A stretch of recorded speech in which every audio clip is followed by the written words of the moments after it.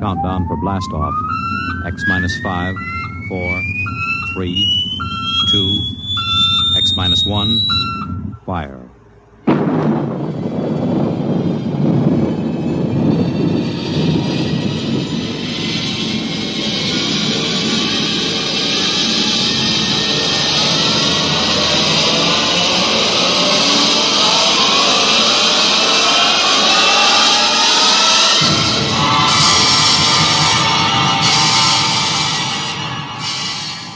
From the far horizons of the unknown come transcribed tales of new dimensions in time and space. These are stories of the future, adventures in which you'll live in 1,000,000 could-be years on 1,000 maybe worlds. The National Broadcasting Company, in cooperation with Street and Smith, publishers of astounding science fiction, presents X minus 1.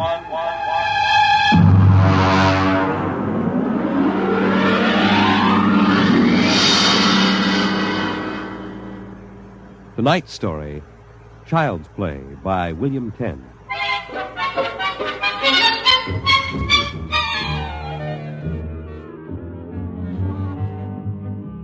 My name, Sam Weber. My job, an attorney, and a pretty successful one, if I do say so myself.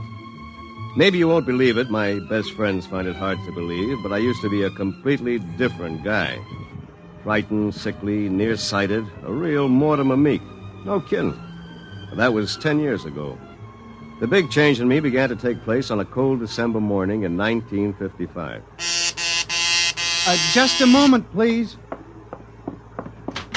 Yes, please. Weber? Yes. Samuel? That's right. Okay, Jack, step back. All right, fellas, bring it in. Just a moment. You must have the wrong... Watch it, Jack.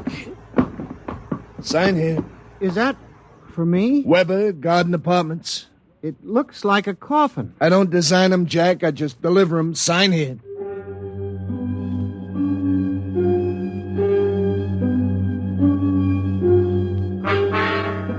After much straining, I wasn't in very good physical shape those days.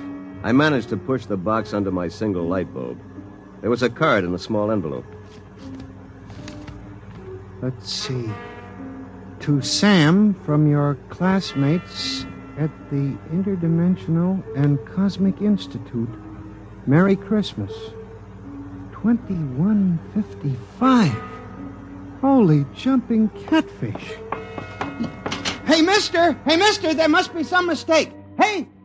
Holy jumping catfish. They were gone. And I didn't even know which delivery company it was. I sat down to think, and it was just beginning to seep into my sleepy brain that maybe this was one of Lou White's practical jokes when I noticed there was something funny about that box. For one thing, it was dated 2155, 200 years from now. And for another thing, it was solid gold. Pop had been in the jewelry business long enough for me to verify that. At that point, I decided to open it up and see what was in it. After about a half hour of fumbling, I gave up. All right. If you won't open, you won't open.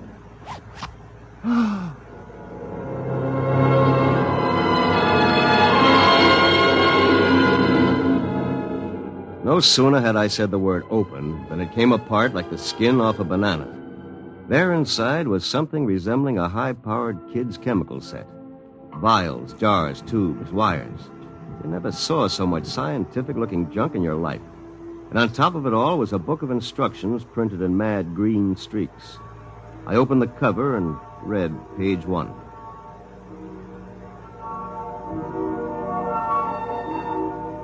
Build-A-Man set number 3.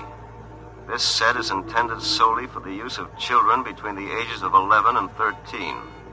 The equipment will enable the child to build and assemble complete adult humans in perfect working order.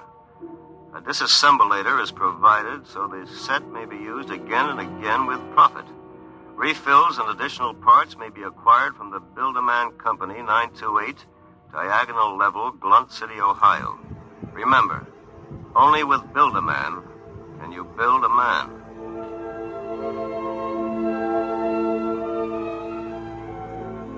When I arrived at work that morning, an hour late, my brain was still reeling with the stuff I'd read in the instruction book.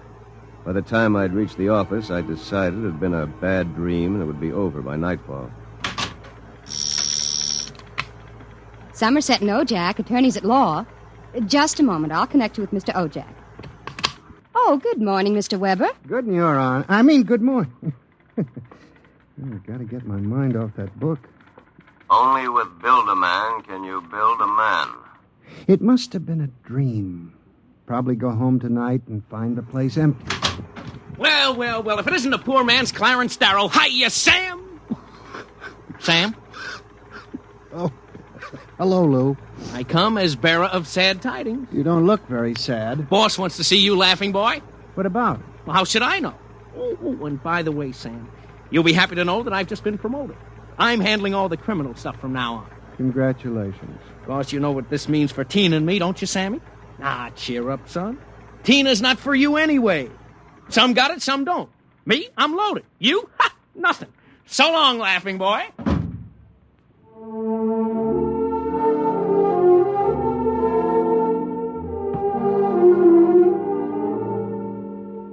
That was my good friend, Lou White. Lou was one of those guys who always lands with his feet firmly planted in the back of somebody else's neck. In the year I had known him, he'd already managed to steal the job I wanted, and he was now working on the girl I wanted. Her name was Tina. Tina Velvet. She was...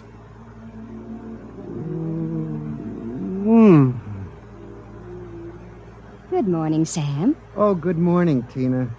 My, you look Yes? good enough to take to lunch. Oh, I'm sorry, Sam, but I promised Lou. Sure. I hope you're not too disappointed. Me? Oh, no. Some got it, some don't. I don't. Theoretically, Tina was employed by Somerset and Ojak as combination secretary and switchboard operator for Lou and me. I guess she wasn't what you'd call really smart, but she always managed to look like a pin-up girl caught with her clothes on, if you know what I mean. Well, that was Tina. I tried to steady my blood pressure as I walked into the boss's office. You sent for me, Mr. Ojak? Oh, yes. Sit down, Weber. Sit down. Thank you, Mr. Ojak. My boy, in this business, you've got to be aggressive. You've got to go out and create new clients. I don't mean ambulance chasing or anything like that, but you've got to show some zip. Yes, sir. Well, get in there and punch, Weber. I want to see a change in you in the next few months. As a matter of fact, you'd better. I went back to my office, resolved to show some zip. I bit savagely into a copy of Hackleworth's On Torts. Then I called Tina for a memo. By the time she came in, my mind was wandering again. Rosenthal versus Rosenthal. On August 4th, the party, the first part. What comes next? Sam, what comes next? Oh, listen, forget the memo for a while. I want you to take a letter. All right, Sam. Today's date, usual heading. To the Chamber of Commerce, Glunt City, Ohio. Gentlemen, would you inform me if you have registered a street or avenue known as Diagonal Level or Avenue? I write on behalf of a new client of mine. Oh, Sam, he was a new client. I wondered about it, but he looked so strange and sinister. What did he look like? Well, he was a terribly tall old man in a black overcoat. He asked if you were in, and then he tried to get your home address. But he looked and acted so strange, I didn't give it to him. He went away positively furious. That's great. Did he leave his name? Well, that's the funny part of it. He just said he was the censor or the census taker or something from the 24th Oblong.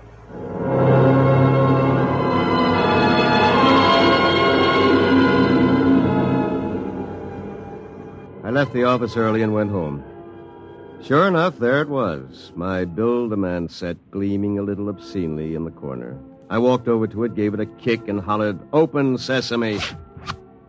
3 minutes later, I was flopped down in bed reading Chapter 1, Making Simple Living Things.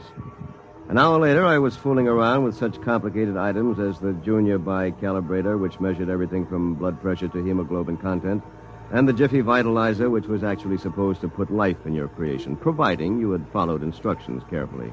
At 8 o'clock, I went out to supper with the idea of getting a little drunk. I did. At 9:45, I came back and made my first simple living thing. Here, boy. Here, boy. Maybe you aren't a boy. Let's see. According to the book, you are a rubicular oyster hog. Not much to look at, but I made you. Me, Sam Weber, attorney at law. I have created life. Hey, come back here. Come back. Here, boy. Here, boy. Here, boy. Hey.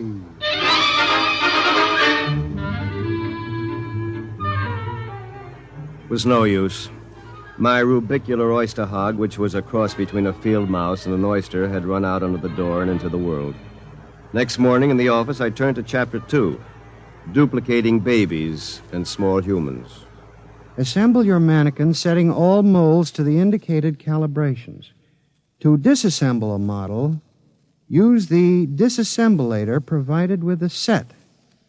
If you cannot destroy your creation, the law requires you to call the census keeper for your oblong. Good morning, Sam. Here's that memo on Rosenthal versus Rosenthal. Also a letter for you.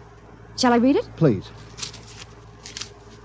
Dear Mr. Weber, there is no firm at Blunt City bearing the name of Build-A-Man, nor do we have any thoroughfare called Diagonal. Sincerely yours, Thomas Plantagenet, Mayor. Well, that's that. Oh, by the way, your client was here again this morning, the ghoulish one. What'd you tell him? I said you'd be in later. Thanks. Will that be all, Sam? Yes. No. Are you doing anything New Year's Eve? Sam, I'm disappointed in you. What did I do? You haven't even noticed. Noticed what? The ring, silly. Third finger, left hand. What? Lou gave it to me. Well, Lou has plenty of zip. I'm sure you'll be very happy zipping around with each other. Oh, Sam. What's the matter? I don't know. I'm so confused. Hey, listen, what's going on in here? Tina just told me the good news about your engagement. She's crying with happiness. Is that right, honey? Well, no hard feelings, Sam. It's just that the best man got the girl. You understand how it is. Oh, by the way, we're having a little celebration at Segali's tonight. Drop around and we'll live it up a little, huh?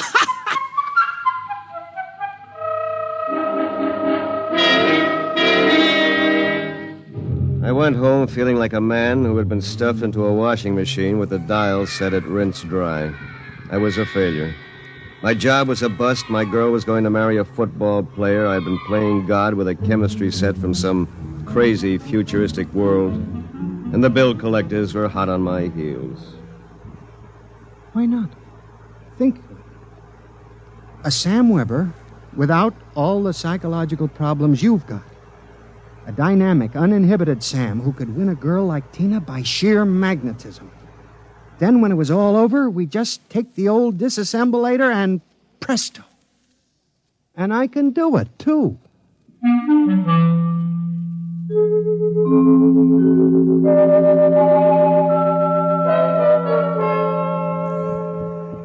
Chromosome content check. Well, here goes. It's moving. Holy mackerel. It's alive. It's sitting up. Whoa! Hey, I feel great. Take it easy.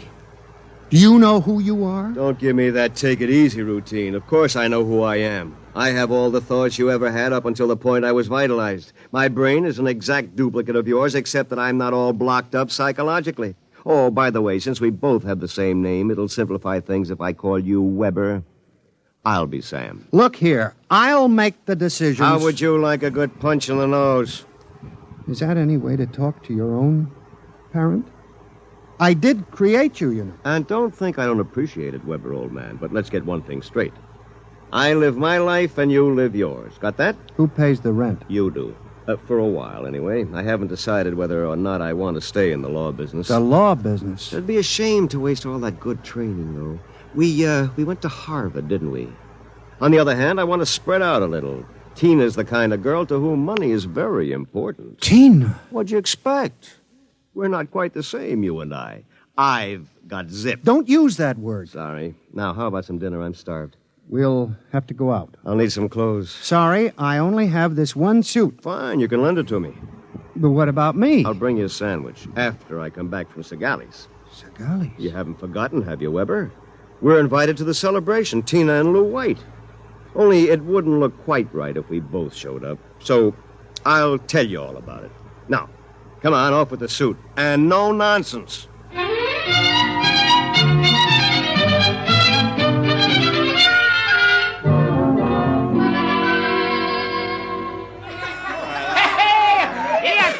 Living it up, folks. Yahoo! Hey, have another drink, Mr. Ojak. Come on. Thank you, Lou. Is everybody happy? Oh, Tina, honey, you having yourself a little old time? Well. The happy couple. Sam. Good evening, cats. Everybody's lit up like a Christmas tree, huh? Well, Sam, are you in the bag? Never touch the stuff, Lou, my boy. Never touch it. Hey, what's gotten into you, Weber? You seem different somehow. Well, I'll tell you. Ever since I had that talk with Mr. Ojak about myself... Oh, you remember, don't you, Mr. Ojak? Why, yes. You made me realize, Mr. Ojak, that I had a whole reservoir of untapped zip. And that's all it took, just like that. I'm a changed man. I don't believe it. It's an act. Why, you're nothing but a cream puff, and you always will be. Mr. Ojak, I think he owes me an apology for that. I should think so. All right, all-American boy, make with the apologies.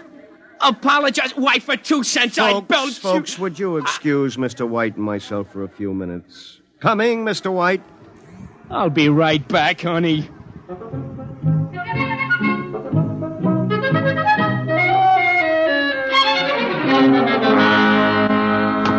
Oh, no! Okay, big boy, you've taken enough punishment. Sam, Lou, don't kill him. He did... Oh, dear. He'll be all right in a little while, baby. Did you? I mean... Oh, Sam. Tina. We really shouldn't be... kissing like this. Well, it's what you've always wanted, isn't it? Well, isn't it? Oh, Sam.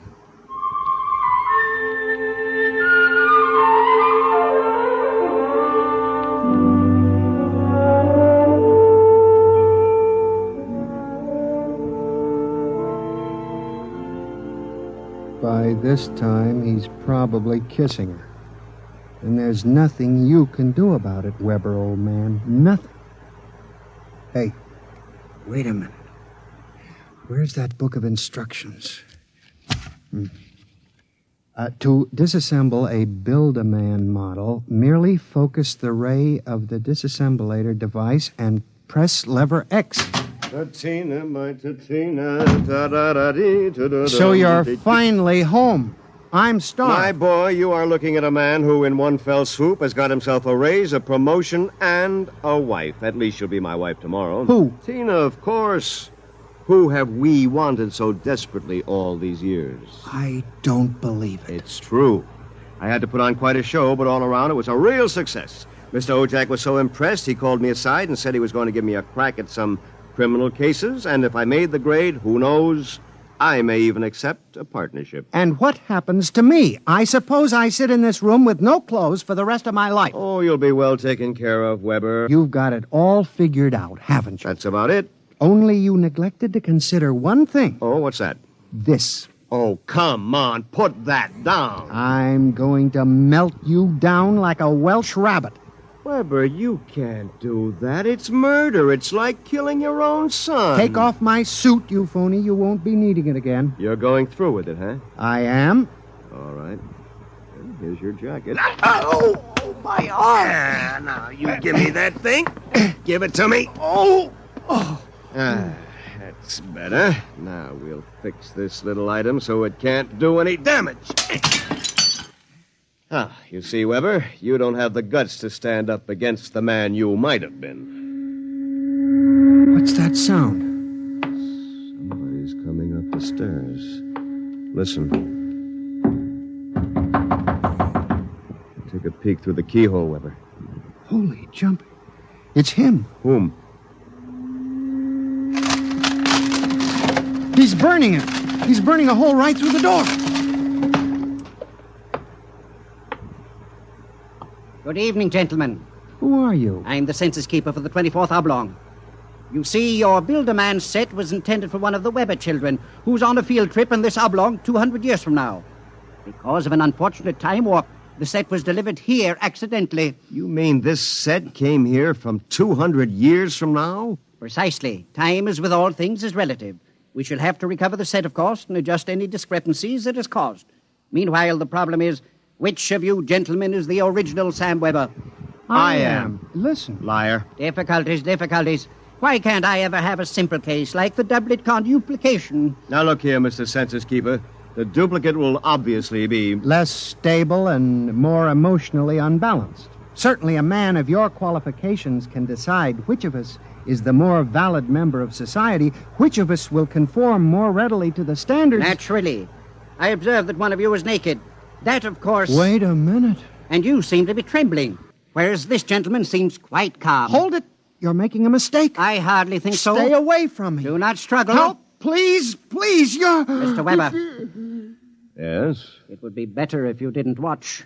Of course. You understand, it's not the gift of the Build-A-Man set we're afraid of letting you have. It's the principle involved. You people just aren't ready to play God. You understand, of course?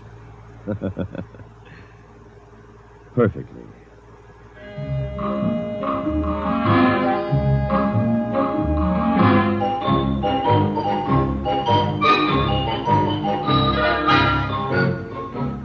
Well, that's my story. Within 10 seconds, the old Sam Weber had been completely dismantled and packed into the box. Tina and I were married, as you know, and I went on to become a full partner in the firm of Ojak, Somerset, and Weber. Oh, and by the way, Tina and I have been doing quite successfully what the old Sam Weber and his Build-A-Man set made such a mess of. We have 1, 2, 3 little conuplications. Sam Jr., age 4, Samantha, age 3, and Samina, age 2 months. Good night. You have just heard X-1, presented by the National Broadcasting Company in cooperation with Street and Smith, publishers of astounding science fiction. Tonight, by transcription, X-1 has brought you Child's Play by William Tenn, adapted for radio by George Lefferts. Featured in the cast were Bill Zuckert as the truck driver, John Gibson as Sam, Grant Richards as his alter ego, Peggy Lobbin was Tina, Ted Osborne played Mr. Ojak, Bob Hastings played Lou, and Guy Rep was the man from the Census Bureau. Your announcer, Fred Collins. X-1 was an NBC Radio Network production.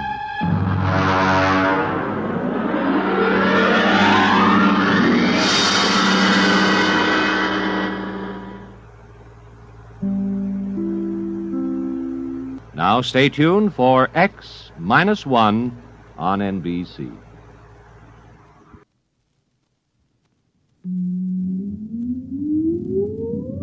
Countdown for blast off. X-5, 4, 3, 2, X-1, fire.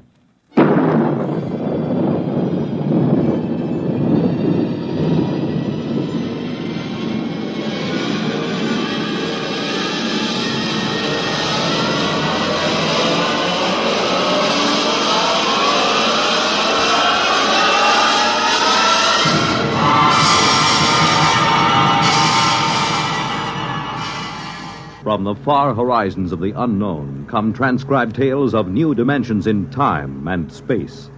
These are stories of the future, adventures in which you'll live in a million, could be years, on 1,000 maybe worlds. The National Broadcasting Company, in cooperation with Galaxy Science Fiction Magazine, presents X-1.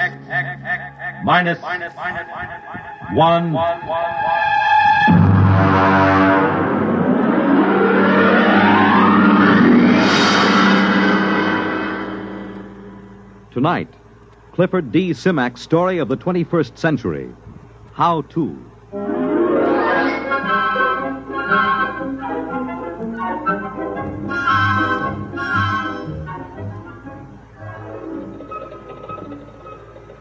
Build your own three-dimensional color TV set. Complete kit, screwdriver assembly in 3 hours. Nah, I've done that. Well, let's see. A dog is man's best friend. Build your own dog. Complete kit. Spaniel model, only $250. Yeah, hey, that's it. My next project.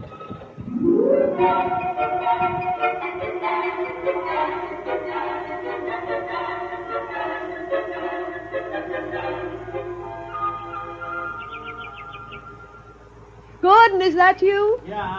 Where are you? Out on the terrace. I'm just finishing a landscape. Oh, hi, yeah. Grace, look, did it come? Don't kiss me. You'll get all full of paint. I wasn't going to. Where's the package? Well, they set it against the side of the house. Over there, see? Oh, it came, huh? I want to look at it. I would have put it down in the basement, but I couldn't lift it. Hey, this is pretty heavy for a spaniel.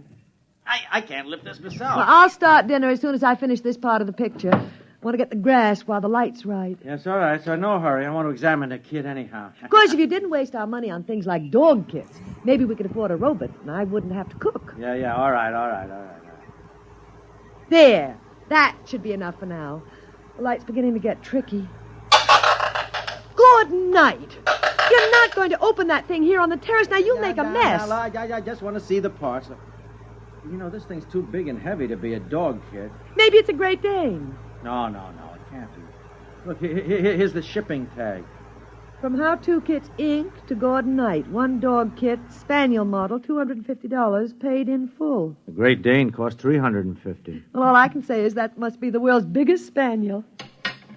Hey, you know, that's darn funny. I told you I don't want you fooling around with it up here. Now take it down in Grace, the basement. this can't be a dog kit. You know what I think? It's a robot. A robot?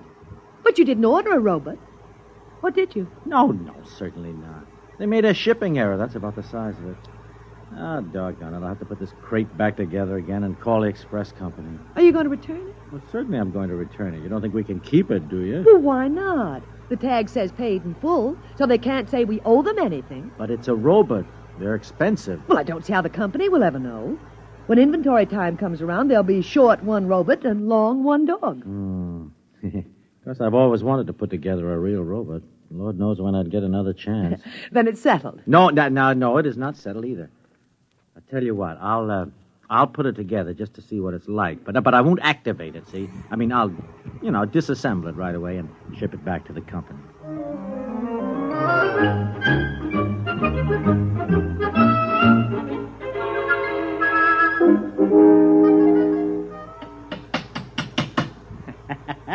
Well, there we are. Grace, look at it. Isn't that a beauty, though? You finished? Well, all but the activating. Oh. Grace. What? You know, I was just thinking, how do I know I've got all the parts adjusted properly? I haven't the remotest idea. No, I mean, the only sure way would be to test it. You mean activate it? Well, only for a minute or two, you understand? I mean, just to be sure. Then what? Well, then I'll disassemble it, naturally. Well, all right. As long as you don't take too long. No. I'll have it in a jiffy. Now, here, look. Oh, you see, all I have to do is just put on the activating plate. Yeah. And turn this lock nut in like so. Now, wait a minute. Just adjust the automatic current control. Huh? Yeah, there. Now, that should do it. Now, stand back. Now, I'll turn it on. I hope it works. Oh, it'll work. I followed the directions to the letter. You ready? Now. It works! Yeah, I'll have to oil that joint. Wait. Grace, it's moving its head. My name is Albert. I am a robot. What is there to do? Well, it certainly has a nice voice. Now, take it easy, Albert. Just sit down and rest, and we'll have a little talk.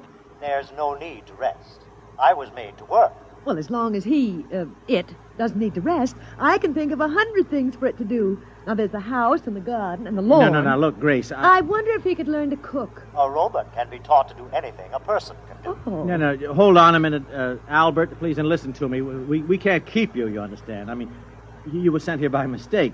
But, I mean, as long as you're activated, there wouldn't be any harm in letting you do a few things. I can do anything. Good. The whole house needs a thorough cleaning. Grace. Then, of course, I'd like some new drapes for the study. No. And the kitchen hasn't been painted for 4 years. Then there's that leaky faucet. Oh, Lord. Well, what's the matter? Attachments. There aren't any. Look, he can't do all that stuff without attachments. And they cost almost as much as the robot itself. Don't worry about attachments. Just tell me what's to be done. Well, you heard my wife. Oh, what about your grounds? Oh, I got 100 beat-up acres that need attention, but of course I realize that that's too much work, huh? Don't worry about a thing. I can fix it for you. You'd- I will make the necessary equipment. Make your own attachment? Don't worry about a thing. Yeah, but how? Oh, for heaven's sake, stop arguing with him and let him get to work. I'm not arguing.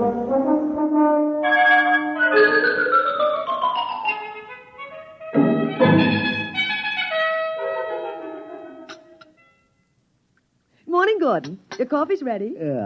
How'd you sleep, dear? Oh, not so good. Kept hearing noises all night. Oh, that was Albert working in the basement. Albert?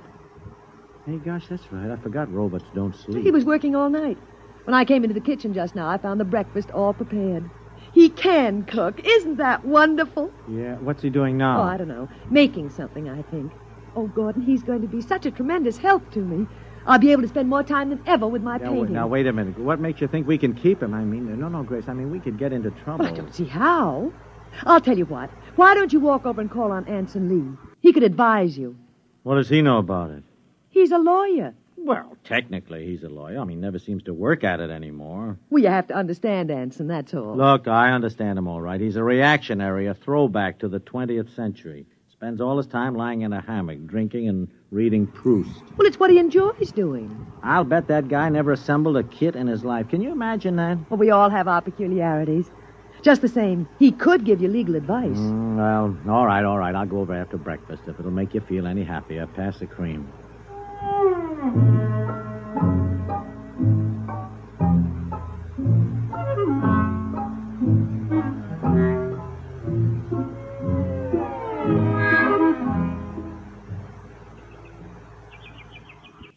I'll have a drink night. Hard cider. Made it myself. Thought you didn't go in for home projects, Lee. Oh, I don't. Making this cider was the first honest work I've done in years. I don't doubt it. Every time I get a end to work, I look across at your place and I decide against it. How many rooms have you added to that house since you got it built? 8. Good Lord. Think of that. 8 rooms. No. It's not hard once you get the next. Kind of fun. You just buy a how-to kit.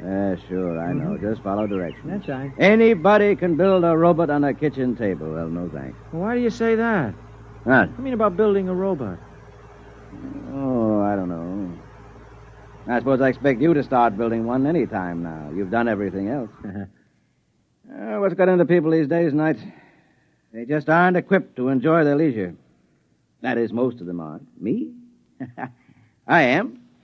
I read, and I lie in a hammock, and now and again I even think. Yeah. Yes, I guess that makes me an eccentric. Here, have another drink. Oh, no, thanks. I'll have to get back to my place.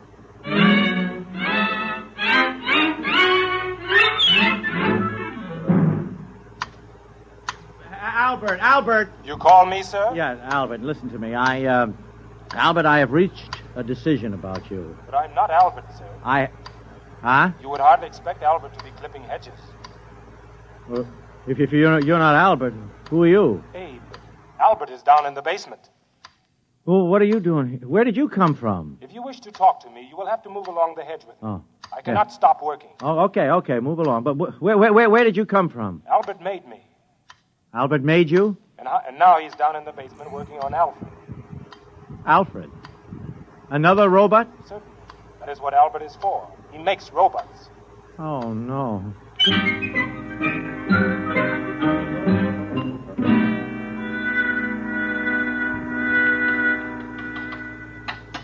Albert. Oh, there you are. Albert, what's going on here? I'm reproducing. What? I have a built-in mother urge. I don't know why they named me Albert. I should have had a female name. Oh, but you shouldn't be able to make robots. Look, boss, you worry a lot. You want robots, don't you? Well, yeah, I guess everybody could use a robot. I make robots. I'm making all you need. Albert, put down that head and listen to me. I want to have a serious talk. Sure, boss. What's on your mind? Now, Albert, I just looked through your packing case and I found this tag. Look, it says X, 190. X, Albert. Don't you understand? That means you're an experimental model. That's correct. You were never meant to be sold. That is also correct. I know. Don't you see? That means trouble. I can't keep you. I've already taken care of that. How do you mean? I filed off my serial number and replated the surface. Well, why did you do that? So that they can't come around and take me back. They made me, and then they got scared and shut me off. But you're not afraid of me. I'm You not. assembled me and let me go to work. Yep. I'm sticking with you, boss. Wait a minute. This could mean a lot of trouble for me, Albert. No trouble. They can't prove a thing. I'll swear that you made me. I'll not let them take me back. They will take no chances next time. They'll break me up for scrap. Oh, but look, if you make too many robots... Robots are useful. You need a lot of them in this place. Now, don't worry, boss. Everything will work out. Well... I'll take good care of you. Yeah. Now, I must go back to work. Adelbert is nearly finished.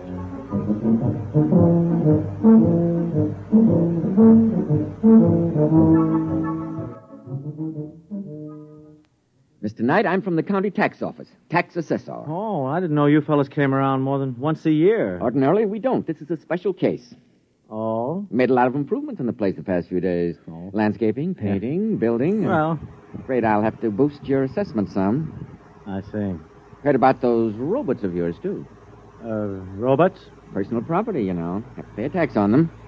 Just how many have you got? Oh, one or two. I've been counting. They move around so fast I can't be sure, but I estimate the number at 38. That right? If you say so. 38 it is, then. They cost $10,000 apiece. I'll assess them at 5. That's $190,000. Oh, no, hey, that's pretty steep. But I'm going easy on you. By rights, I should only allow you a third for depreciation. Well, that's it, Mr. Knight. $190,000. Wait. We'll send you the bill with your quarterly statement. But... Good day. Good day.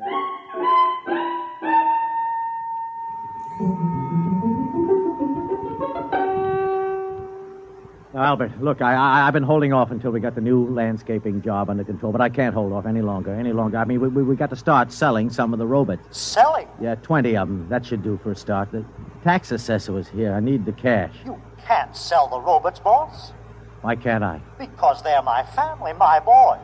Named after me, all of them. Albert, I'm sorry, but that's ridiculous. They're all I've got, boss. You wouldn't sell your own children, would you? Well... All their names start with A, just like mine.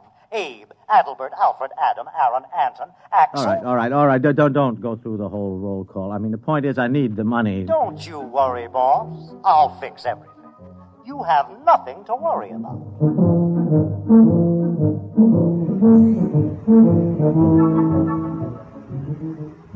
The point is, Mr. Knight, the Internal Revenue Department is always interested when a citizen shows a substantial capital gain during the year. Capital gain? I haven't made any capital gain. Oh, come, sir. I'm talking about the matter of some 52 robots. Well, as I understand it, their retail value is $10,000 each. So they say. 52 times 10,000 is $520,000. On capital gains, you pay 50% or $260,000. 200, oh. A tax, roughly, of $130,000.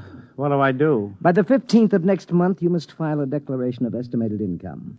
You pay half of the due tax at that time, and the balance in monthly installments. And there's one other matter. One other matter? We investigated. We found you make $10,000 a year. Huh?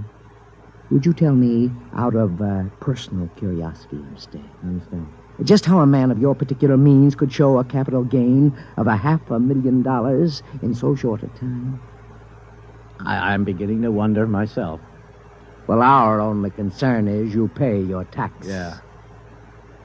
However, some other branch of the federal government might very well want to ask some questions sometime. Oh? If I were you, Mr. Knight, I would be ready with some answers. Yeah. Good day. Good day.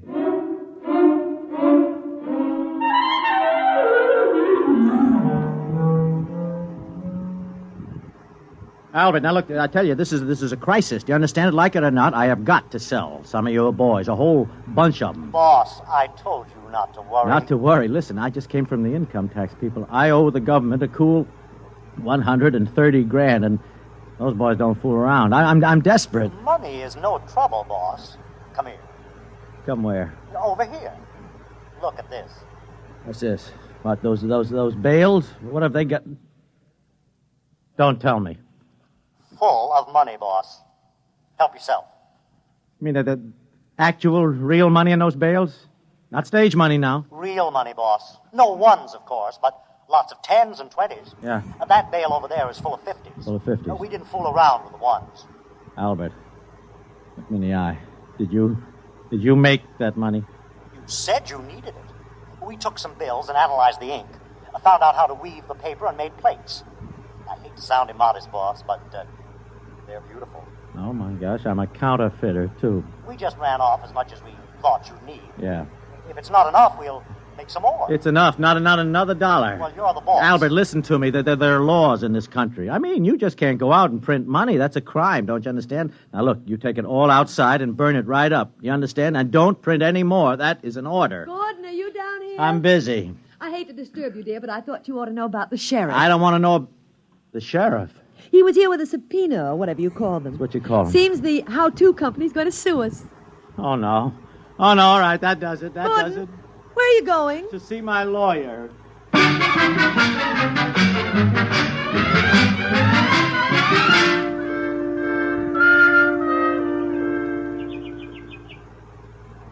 Well, offhand, old man, I'd say you were in quite a jam. I didn't have to walk all the way over here to find that out. The point is, Lee, what in the name of heaven can I do? Well, first, you'll have to file a declaration of estimated income. Even if I can't pay? Well, especially if you can't pay. Oh. Technically, then, you haven't violated the law, and all they can do is to try to collect what you owe. Yeah. They'll probably slap an attachment on your bank account. What bank account? I'm broke. Oh. Well, then I'd say your major worry is the how-to company suit. Yeah. Now, if I were you, I'd settle it out of court. Out of court? Mm-hmm. They might call off the action if you returned all the robots. Albert says he'll testify that I made him. Well, Albert can't testify. As a robot, he has no standing in court. Mm-hmm. No, you better give them back and get what terms you can. No. I won't do it. Huh? I won't. Don't you see? They don't want Albert back because they can use him. They want to break him up to maintain their robot prices. Don't you see? It might be 1,000 years before his principle is rediscovered, if it ever is. Mm-hmm. Would that be bad? I don't know.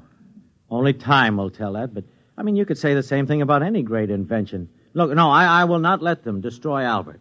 Yes, I see your point, Knight. And I like it. You like it? Uh-huh. I'll take the case. Now, of course, I ought to warn you, I'm not a very good lawyer. I know. I don't work hard enough at it. But I do have a chance, huh? In all my practice at law, Knight, I never saw a man who had gotten himself as fouled up as this. No. I'd say your chances are nil. Yeah. Boss? It's Albert. Boss, I heard about the suit. Yeah, it's all right, Albert. Mr. Lee here is going to handle our case. We robots want to help. I'm afraid there's not much you can do. Oh, yes, there is. I'm building a lawyer robot He's building a lawyer robot. with far greater memory capacity than any human, and with brain computers that operate on logic. That's what law is based on, isn't it? Logic. Well, so I've heard. But it won't work, Albert. To practice law, you must be admitted to the bar.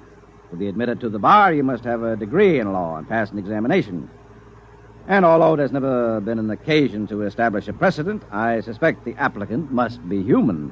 Lee, wait a minute. What about law clerks? I mean, they don't have to be human. Well, I'd say that was completely true. Yeah, then Albert's robots can be clerks. Mm-hmm. Well, could be. See what I mean? Yes. It's never been done, but there's nothing in the law that says it can't be done. Then it's settled. I'll make a dozen to start. Each one will be an expert in one phase of the law. Boss, you're going to have the most powerful battery of legal talent ever assembled under one roof.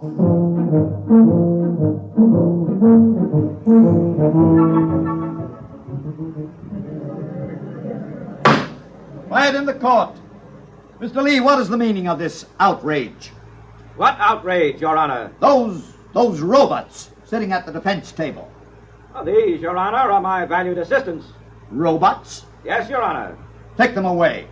They have no standing in this court. If Your Honor will excuse me, they need no standing. I am the sole representative of the defendants. My client is a poor man, and he is opposed by the most formidable array of legal talent money can buy. Now, surely the court will not deny him whatever assistance he's been able to muster. This, sir, is highly irregular. If it please Your Honor, I should like to point out that we live in a mechanized age. The court clerk uses a machine to take down the transcript of these very proceedings. To my certain knowledge, no court has ever challenged the presence of such a device as an aid to the furtherance of justice. Now, if Your Honor can point out anything in the law specifically barring these robots from the court... That's ridiculous, sir. Of course there is no such provision. At no time anywhere did anyone dream such a contingency would arise. In that case, sir, I ask the court for a favorable ruling. Mr. Lee, as you point out, there is no precedent for my ruling in any way but in your favor. Therefore, sir, with reluctance, I do so at this time.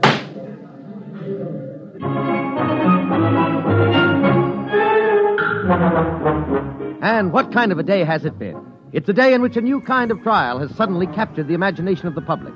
A trial in which a man accused of misappropriating a robot has brought into court a whole battery of robots to aid in his defense. To give validity to their argument, Your Honor, it must first be proved that these robots are, in fact, the property of the plaintiff. That is the issue at trial in this case. So, in the now famous robot case, the issue has come down to this. Was the robot stolen or was he liberated? It is a far-reaching question indeed. Your Honor, I have already established that robots are possessed of free will, that they have the power of reasoning, and that they can most certainly reproduce. As to my worthy opponent's fourth contention, that they have no spiritual sense, I contend that this is irrelevant. There are agnostics and atheists in the human race, and in general, no one has denied them their full rights on this count. And so the trial has at last come to its end. The whole nation, indeed the whole world, awaits the momentous decision which must be handed down. In Washington, D.C., Treasury officials have been meeting steadily for a week to find some way to avoid the loss of the enormous taxes on robots in the event the decision rendered is in favor of the defense. One high government official has said that if robots are declared free and equal, it means they must be given full citizen rights under the Constitution. Already, the chairmen of both major political parties are mapping campaigns to corner the robot vote.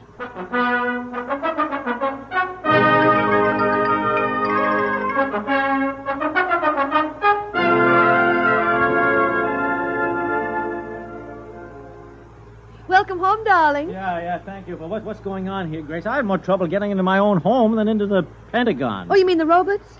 They've set up a defense perimeter. A defense... Uh-huh. Albert. Hello, boss. Welcome home. Albert, what is the meaning of all the barbed wire and the rocket launchers? Just precautions, boss. We're ready for any situation.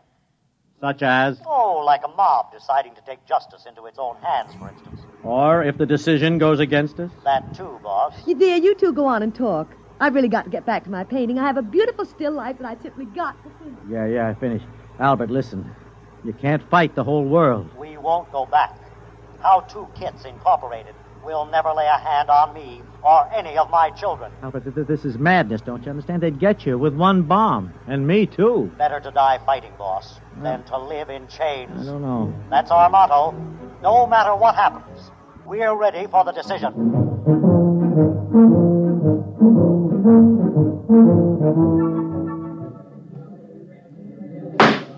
The court is ready to render its decision. It is the most difficult decision I have ever made, for in following the letter of the law, I fear I may be subverting its spirit.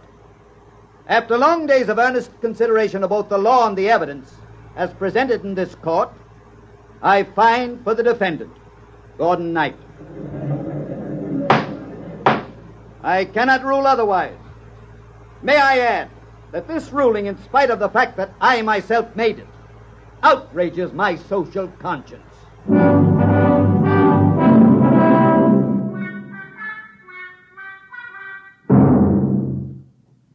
You did it, boss. You did it. We're free. Yes, Albert. We sure did it. Where's my wife? In the studio, painting. Not another landscape. Her fifth this week. She's doing very well. Yes, isn't she? And I am working on a new robot for her. A painter. Soon she won't have to bother doing it herself. That's nice. And you won't have to do anything anymore either, boss. Oh? Not a thing. Oh? We're going to take care of you from here on out. Thanks. Did I tell you about my new children yet? No, I don't think so. Alice, Angeline, Agnes, Agatha, Alberta, and Abigail. Daughters? 6 of them, boss. And all with a built-in reproducing instinct just like mine. Oh, no. They're down in the basement now, turning out robots. Great. We've got everything worked out for you, boss. You won't have to worry about a thing for the rest of your life. No, Albert. Not a thing.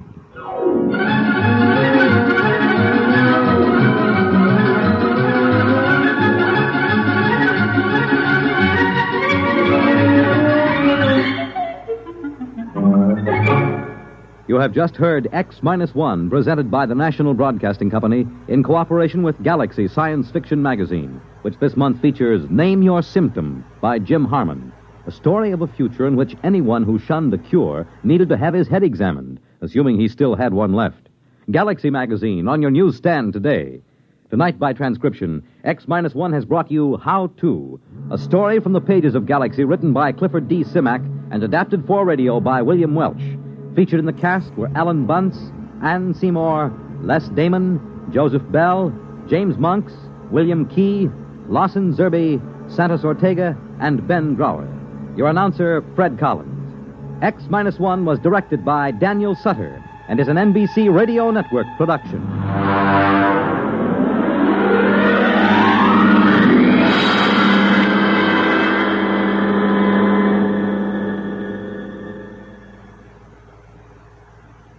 Hear politics and primaries, Dateline, Illinois, and Wisconsin, tonight on NBC Radio.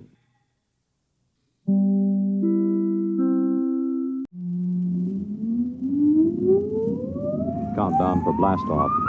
X-5, 4, 3, 2, X-1, fire.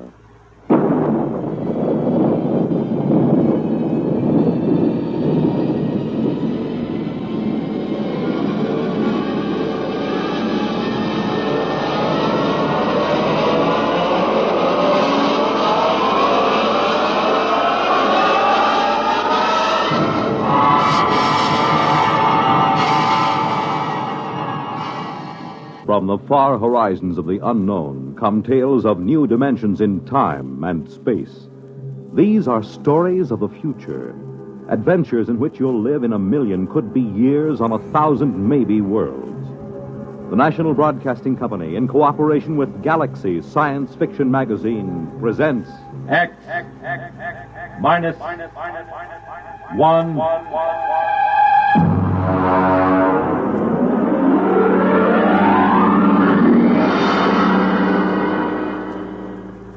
Tonight, The Discovery of MornielMathaway by William Tent.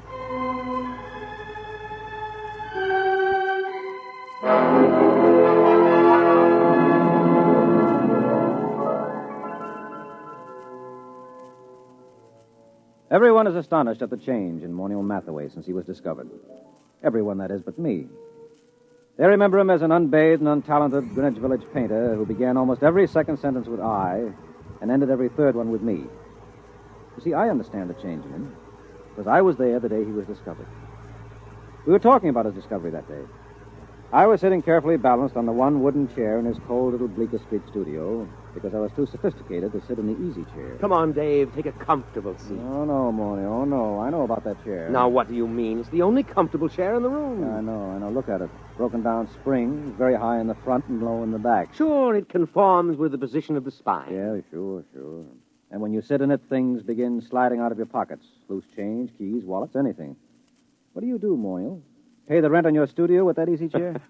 Well, as a matter of fact, it is rather profitable. And that's why I'll sit on the wooden chair, if you don't mind. Oh, now, don't be bourgeois. Well, I notice you always sit on the bed. That's because I'm a good host. Right. Well, how's the painting going? Oh, great, fabulous. You sell any paintings? No. You know, Dave, I can't wait for the day when some dealer, some critic with an ounce of brains sees my work. I can't miss, Dave. I know I can't miss. I'm just too good. Sometimes I get frightened at how good I am. Why, it's almost too much talent for one man. Well, there's always... Not that it's too much talent for me. I'm big enough to carry it, fortunately. I'm large enough of soul. Oh, good. I'm glad to hear it. Now, if you don't mind... You know what I was thinking about this morning? No, but to tell you the truth, I was thinking about Picasso, Dave. Picasso and Rouault. I'd just gone for a walk through the pushcart area to have my breakfast. You know, the old hand's quicker than the eye. Yes, I know. I've seen you do it. You're the only man I know who can ask directions to Houston Street and fill his pockets full of bananas at the same time. Oh, well, society owes the artist something. Anyway, I started to think about the art of modern painting. I think about that a lot, Dave. It troubles me. You do, huh? Well, I was thinking, who is really doing important work in painting today? Who is really an unquestionable great? I could think of only 3 names. Picasso, Rouault, and me. Well, naturally. Just 3 names, no more. Oh, it made me feel very lonely, Dave. Yeah, well, I can see that. But And then I asked myself, why is this so? Has absolute genius always been so rare? Why has my impending discovery been delayed so long? Oh, I thought about it for a long time, Dave. I thought about it humbly, carefully, because it's an important question, and this is the answer I came up with.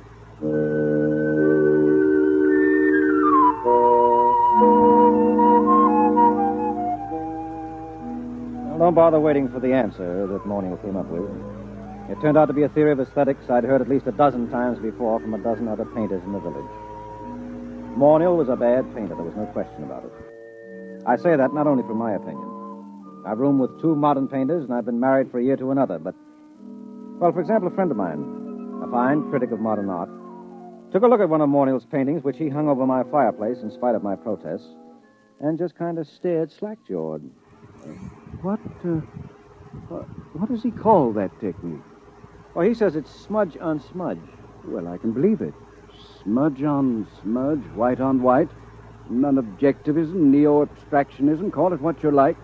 There's nothing there, nothing. Well, it doesn't even have the interest of those paintings that chimpanzee did a couple of years ago. He's just another of those loudmouth, frowsy, frustrated dilettantes that infest the village. Why do you waste your time with him? Well, for one thing, he lives right around the corner, and he's kind of colorful in his own sick way. And he does have one great talent. It's not in painting. No. Now, you see, I just get by as far as living expenses are concerned. Things like good paper to write on, good books for my library, I can't touch them. And sometimes the yearning gets too great. You know, a newly published collection by Wallace Stevens. Well, if I find one I want, I just go over to Morniel's and tell him about it. He doesn't lend you money. Oh, no. Now, you see, we go out to the bookstore and we come in separately. And then I start a conversation with the proprietor about some very expensive out-of-print item I'm thinking of ordering, and Morniel just says, "Don't mind me, I'm browsing." Well, that's the high side. I'm browsing. Well, what happens? Well, while I'm keeping the proprietor talking, Morniel snaffles the Stevens. Isn't that just a little bit, Oh, well, I intend to pay for them, of course, just as soon as I'm a little ahead. Well, why does he do this for you? Oh, well, I pay off. I go through the same routine at an art supply store so Morniel can get canvas and paint and brushes. Of course, I really have to pay for Morniel's browsing. I have to suffer through listening to him, and then my conscience bothers me. Oh, it does? Yes, you see, I intend to pay for my things, but I know he doesn't. And that's why my conscience bothers me.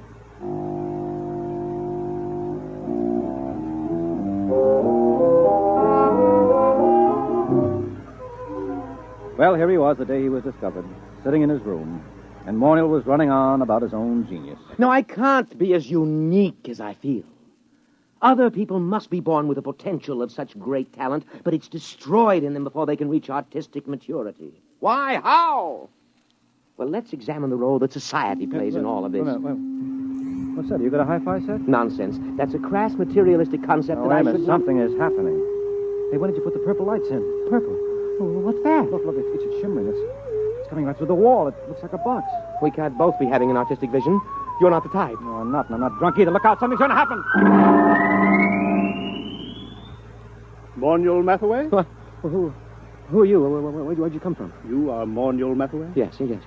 My name is Glescu. I bring you greetings from 2487 A.D. Oh, 2487? A.D.? I realize this is a difficult phenomenon for you to grasp entirely, but here I am. We will now indulge in the 20th century custom of shaking hands. Mr. Morniel Mathaway? Oh, well, sure. Shake, yeah. And you, sir? Yeah, sure. I don't mind. Shake. What a moment. What a supreme moment. Oh, what do you mean, what a moment? What's so special about it? Are you the inventor of time travel? Me, an inventor? No. Time travel was invented by Antoinette Ingeborg, and, well, that was after your time. It's hardly worth going into at the moment, especially since I only have half an hour. Why half an hour? The skin drum can only be maintained that long.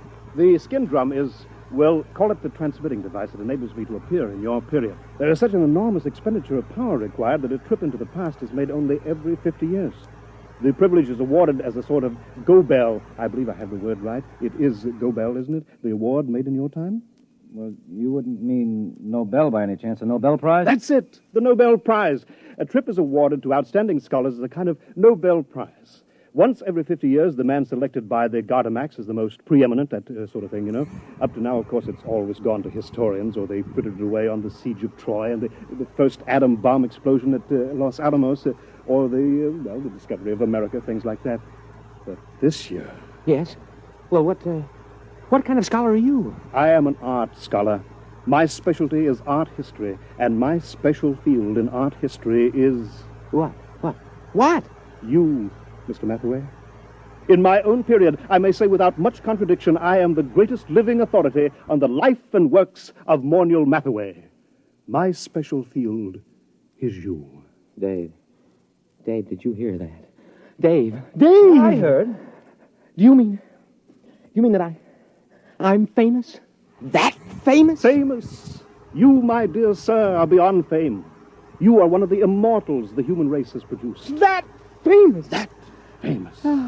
Who is the man with whom modern painting in its full glory is said to have definitely begun? Who is the man whose designs and color have dominated architecture for the past 5 centuries? Who is responsible for the arrangement of our cities, the shape of our artifacts, the texture of our clothing? Me. You. No other man in the history of art has exerted such a massive influence over design. To whom can I compare you, sir? To what other artist in history can I possibly compare you? Rembrandt? Da Vinci? Rembrandt and Da Vinci in the same breath as you. That's ridiculous. They lacked your universality, your taste for the cosmic. Wow. Mr. Glasgow, excuse me. Do you happen to know of a poet named David Danziger? Did much of his work survive? Is that you? Yes, that's me. Dave Danziger? Well, no, I don't think so. The only poet I can remember for this time and this part of the world is Peter Tebb. Tebb? Never heard of him. Then this must have been before he was discovered. But you see, I am an art scholar. Well, see, checking my chronometer, I see my time is getting short. But it is an overwhelming delight for me to be standing in your studio, Mr. Mathaway, and looking at you at last in the flesh. I wonder if you would mind obliging me with a small favor. Oh, sure. You name it. Nothing's too good for you. What do you want? I wonder, I'm sure you don't mind, could you possibly let me look at your painting? The one that you're working on at this very moment. Well, sure. I have one right over here. Just, I'll pull the easel around. There you are. I intend to call this Figured Figurines number 29. Oh, but this... What's the matter? Well, surely this isn't your work, Mr. Mathaway? Yeah. It's my work, all right. Figured Figurines number 29. Recognize it? No, I do not recognize it, and that is a fact for which I am extremely grateful. Could I see something else, please? Something a little later. Well, that's the latest. Everything else is earlier. Here, you might like this. Now, I call this Figured Figurines number 22. I think it's the best of my early period. Oh, dear. You know, well, this looks like smears of paint on top of other smears of paint. Right. Only I call it smudge on smudge. But you probably know all about that, being such an authority on me. And now, here we have Figured Figurines number 12. Do you mind leaving these figurines, Mr. Mathaway? I'd like to see something of yours with color and form. Well, I haven't done any real color work for a long time. Oh, wait a minute. Wait. I have one over here somewhere, an old canvas. I was going to paint over it. Here we are. This is one of the few examples of my mauve and mottle period that I've kept. Oh, right. I can't imagine why. It's positively, oh, dear. Oh, now, wait a minute. Let me show you some of my intestinal period. Here. Here's a particularly good one. It's called Large Intestine Rampant. You like it? Oh, please. You know, I think I'd like to sit down. Well, take the comfortable chair. And here's another one called Small Intestine Incisive. Oh, it's rather good, don't you think? I managed to avoid completely any definite line. You notice that? I don't suppose you ever drink of Glafax? Oh, no, of course you don't. It hasn't been invented yet. Oh, now here's one that's bound to be great. It's one of my earlier smudge-on-smudges. It's called Fly Ash. I painted it by coating the canvas with slow-setting glue and leaving it out on the window for about 2.5 hours. Notice the delicate deposit of soot. Oh, please. Please, Mr. Mathaway, please. Oh, I've got lots more. You know, I don't understand this. All these canvases, this is obviously before you discover yourself and your true technique. But I'm looking for a sign. A hint to the genius that is to come, and I find... Well, how about this one? Here. Oh, please. Oh, take that away. Oh, dear, no. Oh, look, I'll have to leave soon. I don't understand this at all. Let me show you something here, gentlemen. Here, a pocket edition of the source book. The complete paintings of MornielMathaway, 1928-1996. Were you born in 1928? Yep. May 23rd, 1928. Here, look at the first painting. Well, that's beautiful. I mean, the color, that's incredible. Oh, well, that stuff. Well, why didn't you tell me you wanted that kind of stuff? You mean you have paintings like this, too? No, not paintings. One painting. Oh, I did it last week as a sort of an experiment, but I wasn't satisfied with the way it turned out, so I gave it to the girl downstairs. Would you like to look at it? Oh, yes. Very much.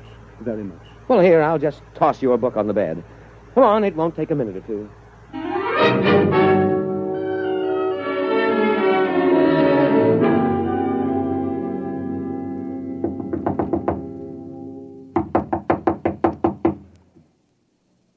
Oh, she isn't at home.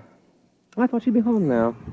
Oh, I did so want you to see that painting. I want to see it. I want to see anything that looks like your mature work. But time is getting short. The chronometer... I'll tell you what. Anita here has a couple of cats that she asked me to feed when she's away for a while. So she's given me the key to her apartment. Suppose I, browse upstairs and get it. But she... Suppose I browse through my room and get it. Get it? Oh, yeah. You go ahead and browse, sure. Fine, but please hurry. Oh, sure, I'll hurry. I won't take long browsing.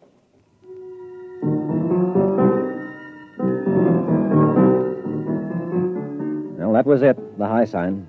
I'd seen MornielMathaway in action too many times as a shoplifter not to understand it.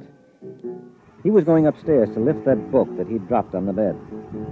I knew he hadn't ever painted a picture like the one in the book, but he would now. Only he wouldn't paint them. He copied them. Well, I started talking automatically. You paint yourself, Mr. Glasgow? No. Of course, I wanted to be an artist when I was a boy. I imagine every critic starts out that way, but I found it far easier to write about paintings than to do them. Once I began reading the life of MornielMathaway, I knew I had found my field. Not only do I empathize closely with his paintings, but he seems so much like a person I could have known and liked. That's one of the things that puzzles me. He's quite different from what I had imagined. Yes, I'll bet he is. Of course, history has a way of adding romance to an important figure. Mm-hmm. Oh, dear, I'm running out of time here. You think you'll be back with the key soon? I practically no time left. I've just got to get upstairs to the time translator. I just can't wait. I'll have to hurry now. Oh, dear, I did want to see an original Mathaway. I did want to. Mr. Mathaway, Oh! What's the matter? The time translator, it isn't here. It's gone. The book is gone, too. And Mathaway, he stranded me here. He must have figured out that getting inside and closing the door made it return. Yeah, he's a great figure. And he'll probably figure out a very plausible story to tell the people in your time to explain how the whole thing happened. Why should he work his head off in the 20th century when he can be an outstanding hero-worship celebrity in the 25th? So what'll happen if they ask him to paint merely one picture? Oh, he'll probably tell them he's already done his work and feels he can no longer add anything of importance to it. He'll no doubt end up giving lectures on himself. Don't worry. He'll make out. It's you I'm worried about. You're stuck here, aren't you? Are they likely to send a rescue party after you? No. Every scholar who wins the award has to sign a waiver of responsibility in case he doesn't return. No, I'm stuck here. Tell me, is it very bad living in this period? Well, not so bad.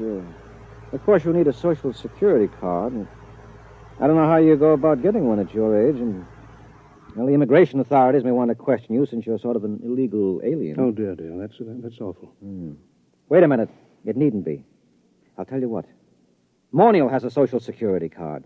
He had a job a couple of years ago. He keeps his birth certificate in that drawer along with his other papers. Now, why don't you just assume his identity? He'll never show you up as an imposter. So do you think I could? Won't I be... well, won't his friends, his relatives... No, he hasn't got any family, and I'm about the only friend he's got. You could get away with it. Maybe grow a beard and dye it blonde. Naturally, the big problem would be earning a living. Being a specialist on Mathaway and the art movements derived from him wouldn't get you set an awful lot right now. But I could paint. I've always dreamed of being an artist. I don't have much talent, but there are all kinds of artistic novelties I know about, all kinds of graphic innovations that don't exist in your time. Surely that would be enough, even without talent, to make a living for me on some third or fourth-rate level.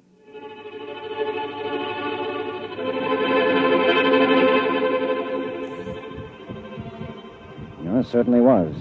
But not on a third or fourth-rate level. Mr. Glasgow, that is Morniel Mathaway, is the finest painter alive today and the unhappiest. After his last wildly successful exhibition, I remember he said to me, "What's the matter with all these people praising me like that? I don't have an ounce of real talent in me.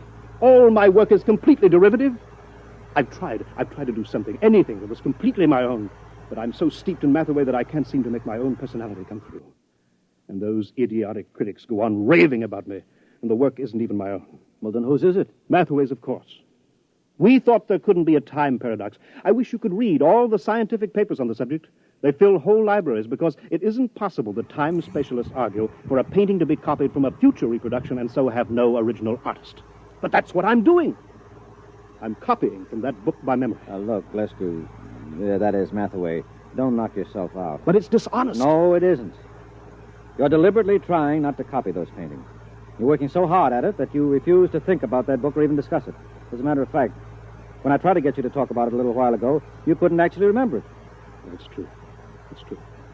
You're the real Morniel Mathaway, and there's no paradox. You're actually painting those pictures. You're not copying them from memory. I know in my heart that they're not mine. All right, I'll forget it. Anyway, you're a much nicer guy than Mathaway ever was. And besides, a buck is a buck.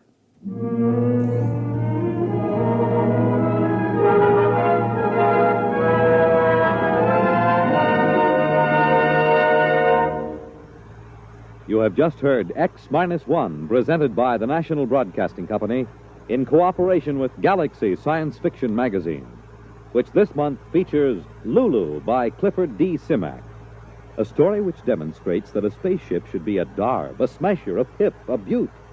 But man all battle stations if it ever becomes a sweetheart of a ship. Galaxy Magazine, on your newsstand today. Tonight, X-1 has brought you The Discovery of Morniel Mathaway, a story from the pages of Galaxy written by William Tenn and adapted for radio by Ernest Kenoy. Featured in our cast were Leon Janney as Mathaway, Guy Repp as the critic, Wendell Holmes as Glasgow, and Les Damon as Dave. Your announcer, Fred Collins.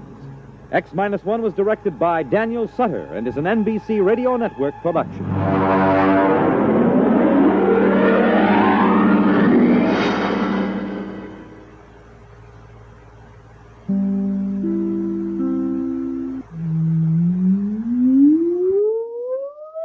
Countdown for blastoff. X minus 5, minus 4, minus 3, minus 2, X minus 1, fire.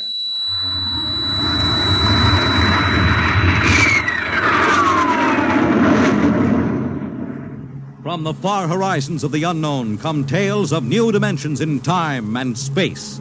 These are stories of the future, adventures in which you'll live in 1,000,000 could-be years on 1,000 would-be worlds. The National Broadcasting Company presents X minus 1.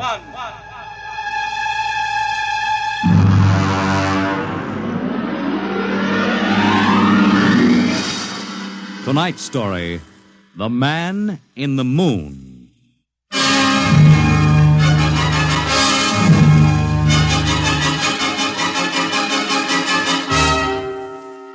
Attention, attention.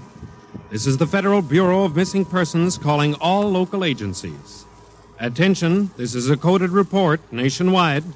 Missing since 9 o'clock this morning, the following persons: Smigley Jonathan, 5 feet 8 inches tall, brown hair, brown eyes, mastoid scar behind right ear, last seen wearing blue top coat and tan cap, wanted by Los Angeles. Hello, get off this wavelength. This is a restricted band. Hello, Earth. Whoever you are, you're on a coded wavelength. Tune out. This frequency is reserved for the Federal Bureau of Missing Persons. Hello, Earth. This is the moon calling Earth. Hello, Earth. This guy's loony. This is Jake in transmission. Jake, this is Charlie of the code room. Some crackpot is on our frequency. Yeah, I heard him, Charlie. I've got CQ trying to trace the source now. We should have a triangulation any second. Well, hurry it up, will you? Some ham is in for a good stiff fine by the FCC. Yeah, they ought to take his license away. Oh, here comes Lenny with the directional fix. Right. Thanks, Lenny. Hey, what's this? This is impossible. What's going on down there? How about it? Get that ham out of my kilocycles. Oh, listen, Charlie, unless this is a gag, that interference is being beamed from 240,000 miles away. Oh, now, Jake, you know there ain't no such thing as 240,000 miles away. Yes, there is, Charlie, straight up. Oh, now, wait a minute. Charlie, that signal is coming from the moon. Are you nuts? Well, somebody might be bouncing it like a radar signal. Radar on this frequency? Where'd you study basic radio? Now, listen, Flathead, you asked for a fix. I gave the best fix our instruments can find. Take it or leave it. Somebody on the moon is calling the Bureau of Missing Persons.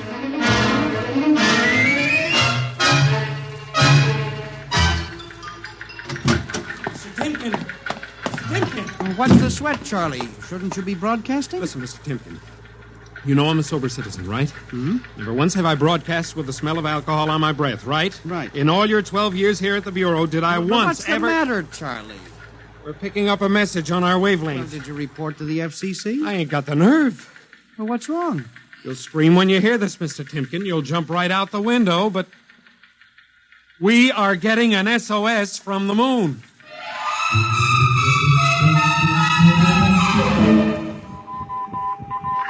Well, that's it. He started on voice and switched to Morse. The way the signal repeats sounds like a phonograph record or automatic sender of some sort. Well, what's it say? Let's see here. Can you read me? Help, Otterburn. Will contact when moon is in phase. Let's have that again. Can you read me? Help, Otterburn. Will contact when moon is in phase. Otterburn. That sounds like a name, huh? Otterburn. Otterburn. Wait a minute. Something registered? Cornelius Otterburn. Holy jumping Jehoshaphat. Hey, where are you going? To talk to the chief. Hey, wait a minute. What are you going to tell him? We just got a CQ from the man in the moon? That's exactly what I am going to tell him, Charlie. Hey. Oh, this is just too much for me.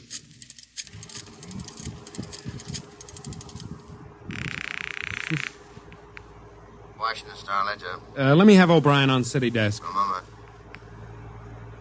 O'Brien? Seamus, Yeah? Charlie Starbuck down at the Missing Persons Bureau. You want a hot one? No kidding. This'll cost you a beer, okay? All right, shoot, Noodle Brain. I'll stay on your wavelength for 30 seconds. Okay. We just got a radio message from the moon. Yep. What? From the moon. Call me back when you're sober. Okay, Seamus, if you don't know a story when you see one, I'll send you the name of a good psychiatrist. So long, Orson Welles. How do you like that? You don't believe me.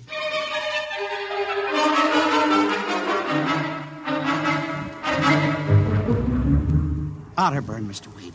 Now, does that name ring a bell? You're the man with the photographic memory, Henry. What about Otterburn? Cornelius Otterburn, atomic physicist, reported missing from his home in Baltimore on June 5th, 1945. Just 5 years ago, vanished completely. Are you trying to tell me you really think there's something to this man in the moon business?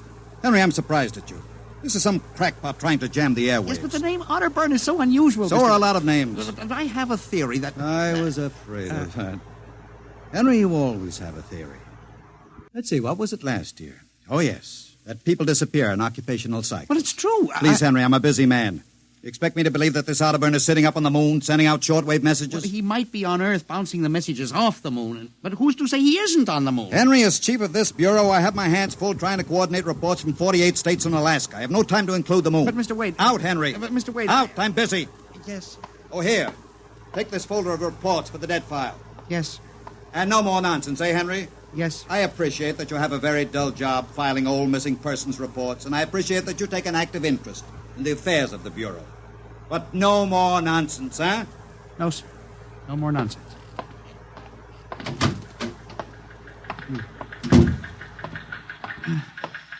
Pardon me. Hmm? You are Mr. Henry Timken. That's my name. Permit me, Jefferson Philo, scientific feature writer. Oh, how do you do? Oh, are you a newspaper man? Not exactly. I write as a hobby. Occasionally the papers give me leads on an assignment. If I may have a moment of your time. Oh, certainly. Just sit down at my desk over here. Thank you. My, that's quite a stack of papers. Filing. I'm the records custodian of the Bureau. 12 years and never misplaced a record. Magnificent. I admire the precise mind, Mr. Timken. Of course. Now, Mr. Timken, Mr. O'Brien, the editor of the Star Ledger, said I might drop by and investigate a rumor. Only a rumor, mind you, that a message from the, moon? Well, we aren't certain it's from the moon. It may be a bounce. They have bounced radar waves off the moon, you know. Yes, I know. I wrote the first newspaper article on it. Really? I'd be interested to read it. I must have a copy in my briefcase. Well, don't bother. Oh, but I insist. Oh, yes. There you are. I'll leave it on your desk. Oh, thank you very much. Now, about this message from the moon, Mr. Timken. Well, now, we don't know for sure, as I said. But I believe that this message, wherever it originates, is from Cornelius Otterburn. The physicist? Oh, do you know him? I once wrote an article on his contribution to nuclear mechanics. A brilliant man, Otterburn. Years ahead of his contemporaries. Well, whoever is sending those signals, if he isn't on the moon, is at least using the moon as a sounding board, bouncing the signal. But why, Mr. Timken? Why? Well, if you will come here tomorrow night at 8, Mr. Philo, we may learn the answer to that question. I've arranged with Charlie, our radio man, to let me use the equipment. May I consider this an invitation? You certainly may. Very well, sir. Until tomorrow night, then. Goodbye, Mr. Philo. Let's see now. Aiken, Abelard, Abramson, Rono, Atchett. That's funny. Now, where did this list of names come from? Paul Ahrens, astromathematician. Robert Simons, electronic engineer. Carl Parker, mining specialist. Well, this must have got mixed up with the papers on my desk by accident. Peculiar list of names.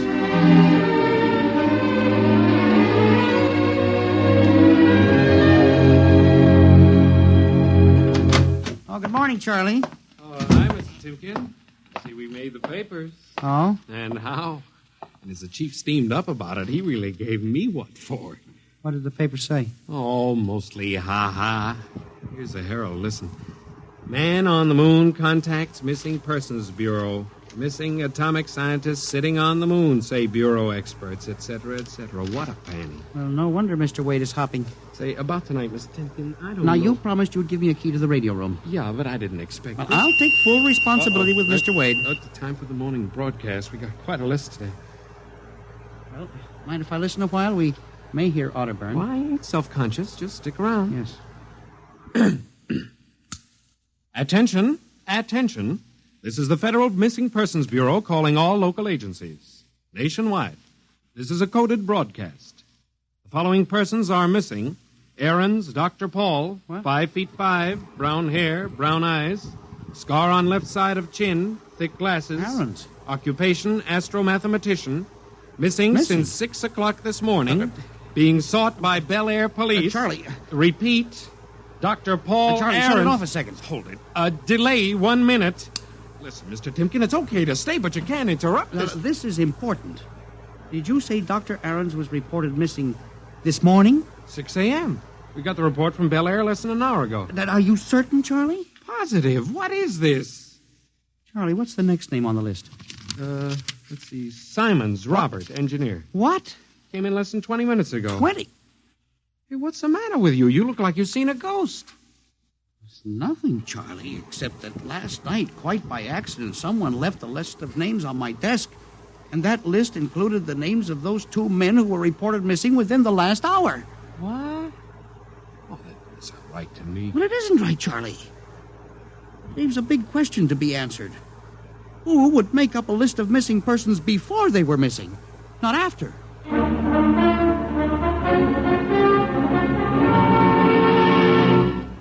And you say this list of names was left on your desk accidentally? Well, I believe so, Mr. Wade. Do you have any ideas, Henry? Well, it's hard to say. Mr. Philo left some papers from his briefcase. Mr. Philo? Well, a science feature writer. I see. You were the leak on that story, then? Yes, sir, I'm afraid I was. I didn't think it would be treated as a laughing matter. Well, we'll deal with that later. Yes. What's this fellow like? Well, he's a strange old duck, bald, thick glasses, tall. He walks stooped over. Seems to know a great deal about scientific data, but, of course, being a science writer, Is there any other possibility? I believe that this is all hooked up with the broadcast from Otterburn. That seems to be a very remote possibility. The Missing Persons Bureau deals in remote possibilities, Mr. Wade. I do not require a statement of policy. Yes. What's the theory? For some time now, it has been my contention that in a country like ours, where even the cleverest criminal can be ferreted out and located eventually, there is no such thing as a missing person. I was afraid of that. For 12 years now, I have kept the central files, where information from all over the country is channeled and recorded. I have made a private study. This is beginning to sound familiar, Henry. And I have discovered that each year, literally thousands of persons vanish, leaving no trace. They are never located. Where do they go? Nobody knows. And they disappear in interesting cycles. What sort of cycles? Occupations, for example. One year we'll have a run on, well, say, coal miners. Next year, the proportion of engineers increases. And then scientists. And what do you think happens, Henry? I don't know, Mr. Wade, but I'm beginning to suspect that somebody else has discovered the same phenomenon, even to the point, perhaps, of being able to predict who will turn up among the missing next. Philo? Well, I don't know. But I would like to find out. And you think Otterburn may be a part of this picture? Mr. Wade, I definitely do. Henry, do you honestly expect me to buy an idea like that? It is more than an idea. The two top men on this list are missing, and... Maybe so, but the rest of them aren't. Parker, Watson, Gibbs. Why, I saw Parker in the restaurant where I had lunch today. Yes, but... And if you think I'm going to make myself a laughingstock by accepting such a crack-brain theory... Well, Excuse me. Yes. Hello, Wade speaking. Yes? I see. What name? Just a minute. Henry, let me see that list again. Here you are, sir. Go ahead. I see. I'll get back to you.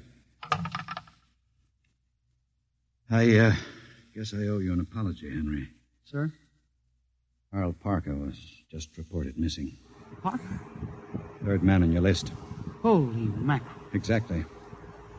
Henry, for a good many years now, I've ridiculed these theories of yours. I don't know. Perhaps I've underestimated you. Maybe this time you've really stumbled onto something. What do you intend to do, Mr. Wade? I don't know. I haven't thought it out yet. I was planning to listen for another broadcast tonight in the hope that Otterburn might try to contact us again. Good idea. I believe I'll join you. I also invited Mr. Philo, the feature writer. Oh? I'll be glad to meet him. I'm beginning to get interested in you, Mr. Philo. Mr. Wade, you don't think that he's mixed up in this? Yes. I don't know, Henry. But it suddenly strikes me that we don't know very much about him, really. We ought to contact the police. No, Henry. I think we're better off keeping this between ourselves for the moment. We're dealing with the unknown. And in solving an equation for the X factor, it's often easier to limit the number of terms. Follow me? We don't know, Mr. Wade. There may be more danger in what you have discovered than you are aware of. Let's keep it quiet. You agree? Maybe you're right, Mr. Wade. I hadn't thought of the danger involved.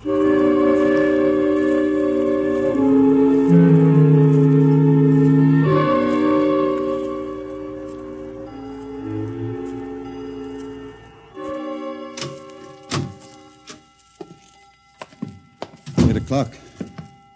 My friend Mr. Philo is late. Well, he said he'd be here. He strikes me as a man who keeps appointments. Look out the window. Yes. The moon is almost in direct phase. We can't wait much longer. It's a perfectly clear night for transmission. If anybody's sending, we ought to pick it up with this equipment. You'd better switch on the set. Yes. I never realized how eerie this office could be when it was empty. I'll have to light in the hall for Mr. Philo when he comes. Are you getting anything? Just some foreign stuff, I think. Concludes the British portion of tonight's programming from Johannesburg, South Africa. We continue in a...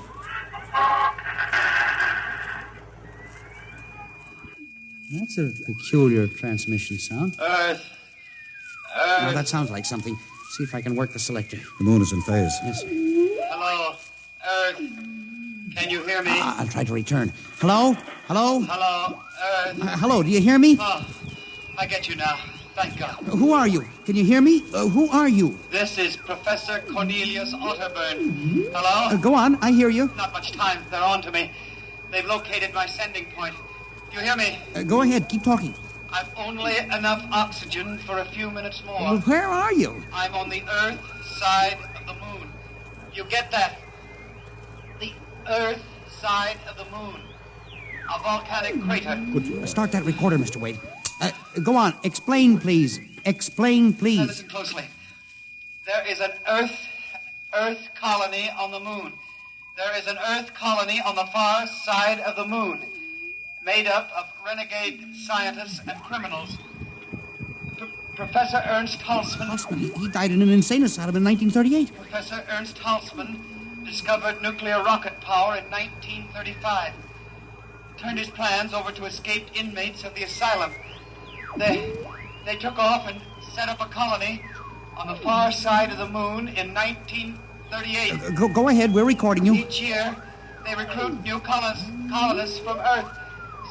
Slave labor, mostly. I was kidnapped in 1945. Yes, I know. Keep talking. They wanted me to work on atomic drive for their flying disc. Hello? Still getting you. Go on. Last month, 6 others and I escaped. Speak louder. You got to stop them. Stop them. Stop who? The moon colony. Planning to take over the Earth. Invasion. Oh. Hang on. No oxygen. Hard to breathe. Listen. They have agents on Earth. You hear me? Agents on Earth? Where? Who? Hello? Agents in... Henry, look out. Lights. Someone at the window. Get down. Henry, are you all right? I think so. His shot smashed the transmitter. And the lights. Strike a match. Careful. It was close. I got a look at him. From the description, it was your Mr. Philo. We got a recording anyway, but not the most important part of the message. Poor Otterburn, suffocating to death. Henry, we've got to get you out of here. He said they have agents. Philo was probably one of them. He'll be looking for you now, trying to kill you. The police... You think the police would believe a fantastic story like this? People being kidnapped to the moon as slave labor? Moon colony planning an invasion of the Earth? But Henry, believe me, they'd trap us into straitjackets before we could finish. We've got to do something. We need time.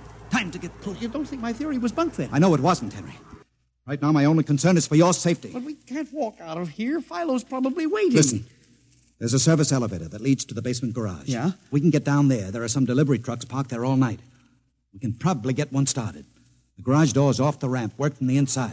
We'll start the mechanism and make a run for it. I don't know. I think if we call the police... By the time the police get here, we'll be dead. You think Philo will wait outside all night? Come on. That's an order. Okay. What about the recording of Otterburn's notes? We'll leave that here in the safe in my office. They'll never get into that. Let's go. You buzz the elevator while I hide the recording.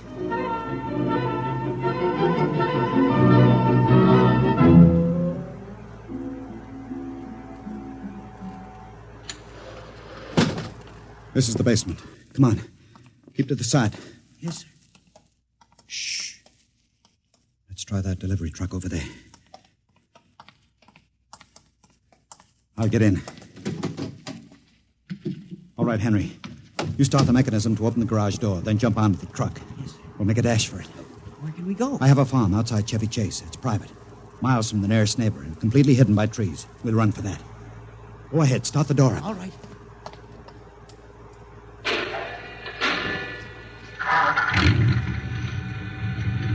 Quick. Jump in. There we go, Henry. Cross your fingers.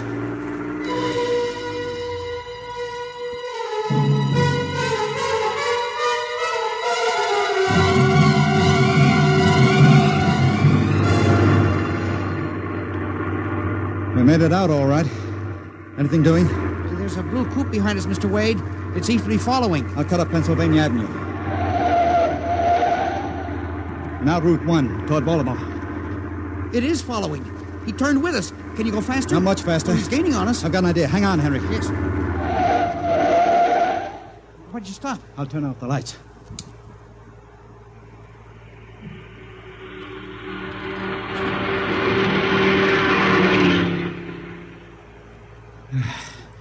It worked. He shot right past us. Now we'll double back and go out another route.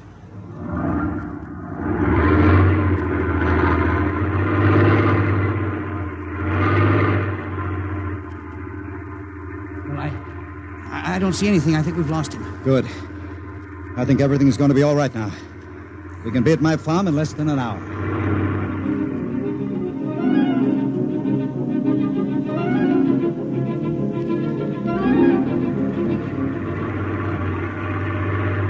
Not much longer now.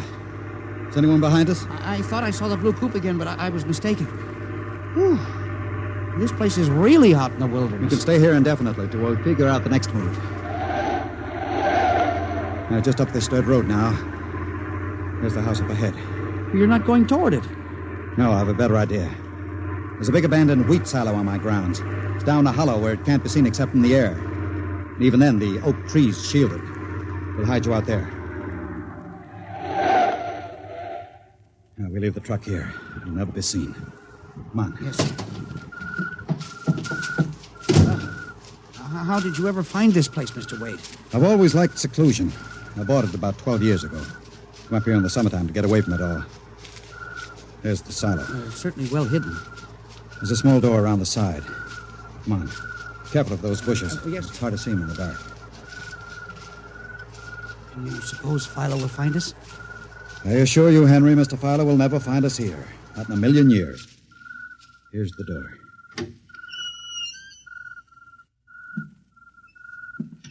It's pitch dark. Hold my arm. I know the way. Just a few steps up, and another door. Steel. This is an unusual silo. Double-walled, wood outside and steel inside. Completely fireproof. An army couldn't wreck it. We're inside the inner shell. Careful. We're in a circular room. Stay here a moment. I'll go outside and see if the coast is clear. In a moment, your eyes will become accustomed to the darkness. I'll bring back some food and water. Don't be long, Mr. Wade. This place gives me the willies. Just a moment.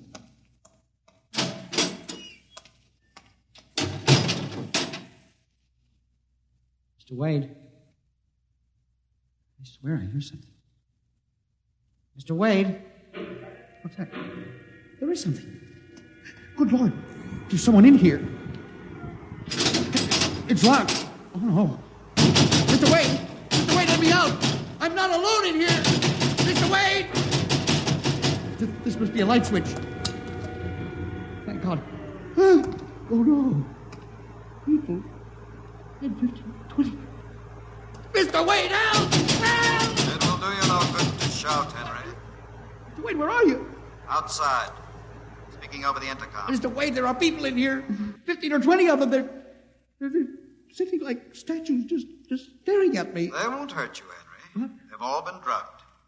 They're even more helpless than you. But who are they? Permit me to introduce them, Henry, since they're currently unable to introduce themselves. The gentleman seated before you, the one with the scar, is Dr. Paul Ahrens, the astro-mathematician. Next to him is Mr. Robert Simons, electronic engineer. Names on the list. Yes, you're familiar with the rest. They've all been, shall we say, recruited to work with Professor Halsman's group on the moon. Oh, and you're one of them. Of course. Oh, yes. There's one whose name was not on our list. If you'll turn around, Henry, you'll recognize the drugged form of your old friend, Mr. Philo. Philo? But I thought... That he was part of the conspiracy? No. On the contrary. His snooping made it necessary for us to include him. Yes, but the man in the window, the one who fired the shot... An agent of mine. The pilot of this ship. Ship? What ship? This silo is camouflaged for a rocket launching platform. In a moment, the roof will slide back for the rocket's takeoff. A rocket ship? In exactly 70 hours, you and your companions will join Professor Otterburn on the moon. But you can't do this to me! We have done it, Henry. No! You see, there was another name omitted in that list, which I carelessly mixed up with your papers. That of Henry Timken. No! Bon voyage. I won't let you do this! You can't! Please let me out! Let me out, please! This can't happen! Let me out! Let me out!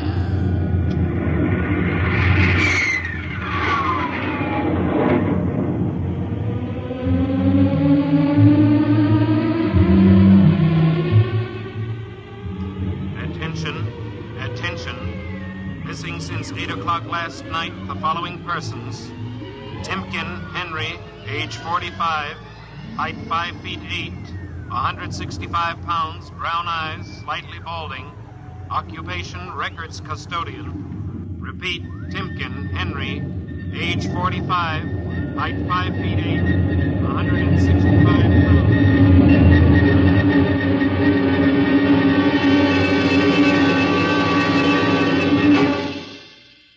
In just a moment, a word about next week's adventure. Tonight, by transcription, X-1 has brought you The Man in the Moon, an original radio drama written by George Lefferts.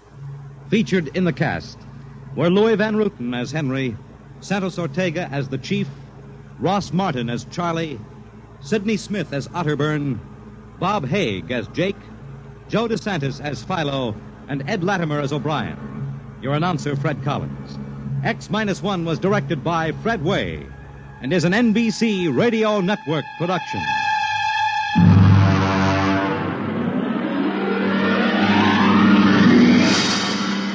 And now, next week, the sign on the window said Perigi's Wonderful Dolls. A woman and a child waited outside. The little girl peering eagerly through the window, and the woman glancing impatiently at her wristwatch, as if expecting someone who was late for an appointment. And there was nothing about Perigi's doll shop to warn them that they were waiting to keep an appointment with doom at X-1.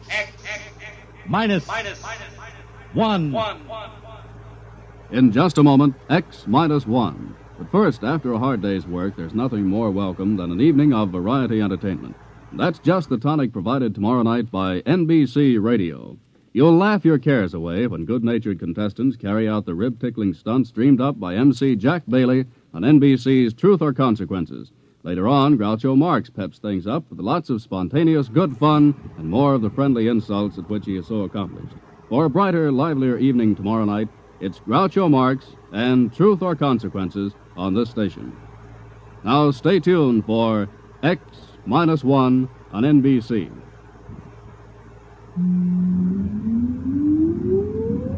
Countdown for blast-off. X-5, 4, 3, 2, X-1, fire.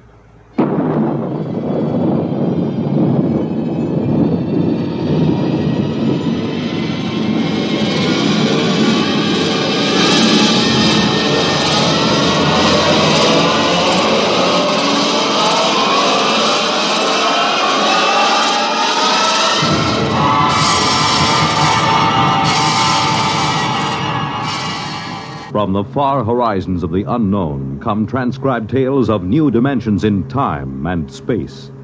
These are stories of the future, adventures in which you'll live in a million, could be years, on 1,000 maybe worlds. The National Broadcasting Company, in cooperation with Galaxy Science Fiction Magazine, presents X-1.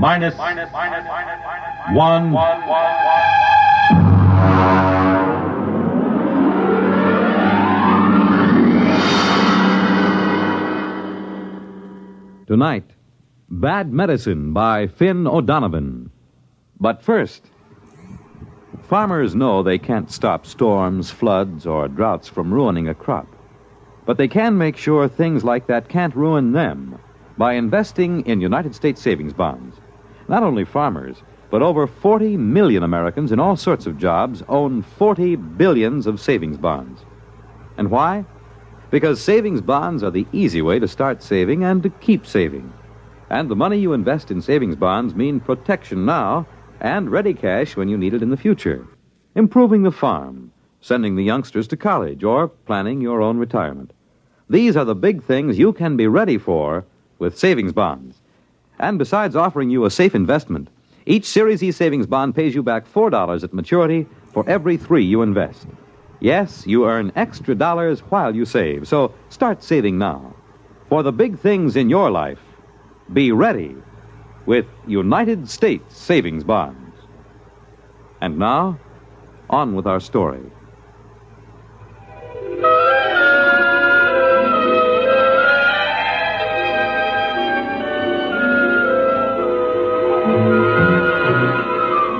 On May 2nd, 2103, Elwood Caswell walked rapidly down Broadway. It was a gentle, misty spring day, and the air held the smell of rain and blossoming trees. But Elwood Caswell didn't smell the rain and the trees. He just gripped the loaded gun he had in his pocket. He didn't want to use the weapon, but he was certain that he would. This was justifiable. You see, Elwood Caswell was a homicidal maniac.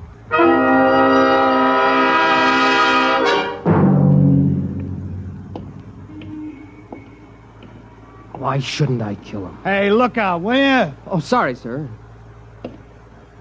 Only the other day he said to me, Elwood, you're looking very well. What business is it of his how I look? Hey there, Elwood. Elwood. Huh? It's me, Marty Klein. I work on the jet buses with you, remember? Oh, yeah, of course. Hello, Marty. Forgive me, my mind was on other things. Yeah, I know how it is. A couple of weeks ago, I was walking around in a fog so thick you could cut it. Yeah, really? Sure, preoccupied, you know. I had this idea in my mind. You too? Yeah. The same person? Huh? Were you troubled by the same person? My wife. Hey, you okay? Oh, yeah. Yes, of course. Well, I had this idea, see? I was going to get rid of my wife. Kill her? Kill her? I mean, send her to a country for a week. Oh. You sure you ain't sick? No, I never felt better. Well, anyway, I was going to take a week off. Quit the jet buses. Hey, can you imagine? I've been a jet bus operator for 10 years now, and all of a sudden, I feel like I can't take it for another minute. I know how you feel. And I was going to take a trip all by myself. A trip? To where? To the farthest place I could think, to Mars. I was just going to pick up and take a vacation on Mars. Silly, huh? I don't know. What happened? Well, I talked it over with Ethel. Your wife? Yeah. Ethel, she's a real sensible girl. You know what she did? No, am I supposed to? Well, Ethel went right down to that home therapy appliance store, and she says, you got a home therapy machine that'll cure my husband of this idea he can't stay on the jet buses? I've heard that those machines aren't perfected. They got him licked now. So, okay, she describes the trouble, and next day they deliver this thing, and boom, I plug it in, see? And? And a voice talks to me. It starts asking me questions. Yeah, what kind of questions? All kinds. Things I wouldn't even tell my own mother. You told the machine? Why not? It's only a machine. Yeah, I see your point. Well, then the machine starts to tell me a few things. And before I knew it, inside a week, I'm cured. Now, I can't wait to go back driving the jet buses. You don't say. So that's why I say I know how it is to have one thing on your mind all the time like that. This machine, what did it cost you? That's the beauty part of it. My Ethel. Boy, she's a smart girl. After a week, she sends it back, see? She says it don't work. So all we lose is the deposit. I see. Well, I gotta get back to work now. Hey, ain't you working the jet buses today? Huh? No, I'm off today. Well, I'll see you, Elwood. Yeah, see you, Marty. What was the name of that place? Where they sell the home therapy machines. Yeah. Home therapy appliances. It's right down Broadway, about 2 blocks from here. So long, Elwood. Perspiring freely, Elwood Caswell continued down Broadway toward 43rd Street. His friend Magnuson would be finishing work soon, returning to his apartment less than a block from Caswell's. Elwood gripped the gun tighter. How pleasant it would be to saunter in, exchange a word with him, and then... No, I won't do it. I don't really want to kill anybody. It isn't right. Think what'll happen. The authorities will lock me up. My friends won't understand, and... Mother would never approve. Still, if I see Magnuson, if I see his hateful, accusing face in front of me... Oh, this must be the store. Yeah. Home therapy appliances. Good afternoon, sir. Can I show you some of our home therapy appliances? I want therapy. Quick. Of course, sir. This way, please. Now then, this is our new alcoholic reliever built by International Combustion Motors and advertised in leading magazines. A handsome piece of furniture. I think you will agree, and not out of place in any home.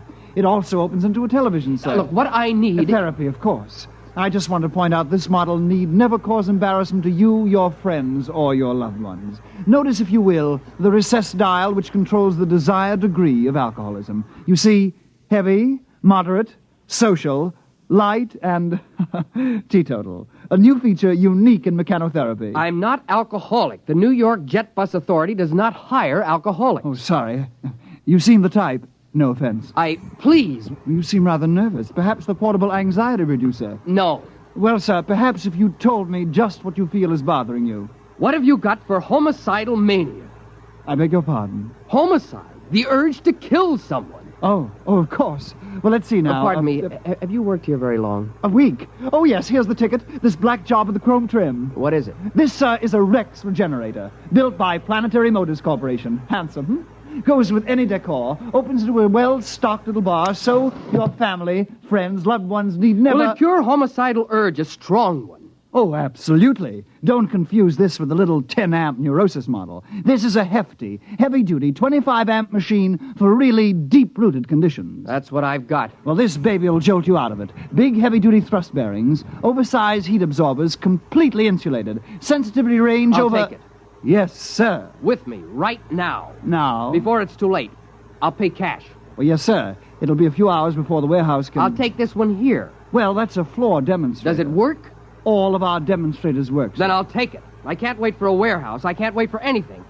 Have it put in a taxi for me. Yes, sir. Tell them to hurry. I want to kill my friend Magnuson, you know. Who? My friend, Magnuson. Oh, of course. That'll be $400.59, sales tax included.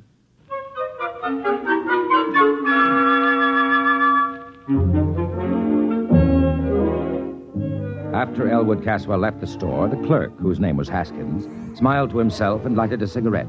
He had made his first sale. He inhaled. Haskins? Yes, Mr. Follansby? Smoking. I asked you to rid yourself of that filthy habit. Immediately, Mr. Follansby. I'll use one of the display model denicotinizers at once. By the way, I just made a rather good sale, sir. Oh, really? Yes, sir. One of our big Rex regenerators. Well, now, it isn't often we... Wait a minute. Where's the floor model? Well, sir, the customer was in an awful hurry. He was going to kill his friend... You gave him the floor model? Yes, sir. Was there any reason why... Oh, grief, Haskins. Didn't I inform you we never sell a floor model? But, sir... Good heavens! I've got to get to him. What was his address? Address? His name, then. Well, he didn't say. Then his check. Well, he paid cash. You mean you just let him pick up the machine and walk out? Well, sir, he paid cash. He was homicidal, you say? Yes, sir. His friend... I don't care about his friend. Get the police. No. Call the Planetary Motor Security Division. Quick. Yes, at once. Well... Excuse me, Mr. Follansby. What will I tell them? Tell them, you fool. Tell them that one of our customers accidentally got that display regenerator they sent us. The one they shipped by accident. They were going to replace it tomorrow. Yes, sir. The one they shipped by accident. Will they know? If they don't be more explicit, tell them we've sold the Martian model. The one for treating psychotic Martians.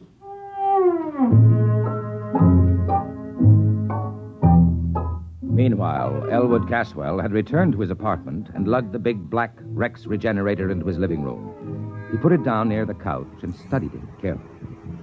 He was right. It does go with the room. Now then, let's see those instructions. Place regenerator near a comfortable couch. All right. Plug in machine. There. Affix contact band to your forehead. That's all there is to it. Just turn on the machine and it will do the rest.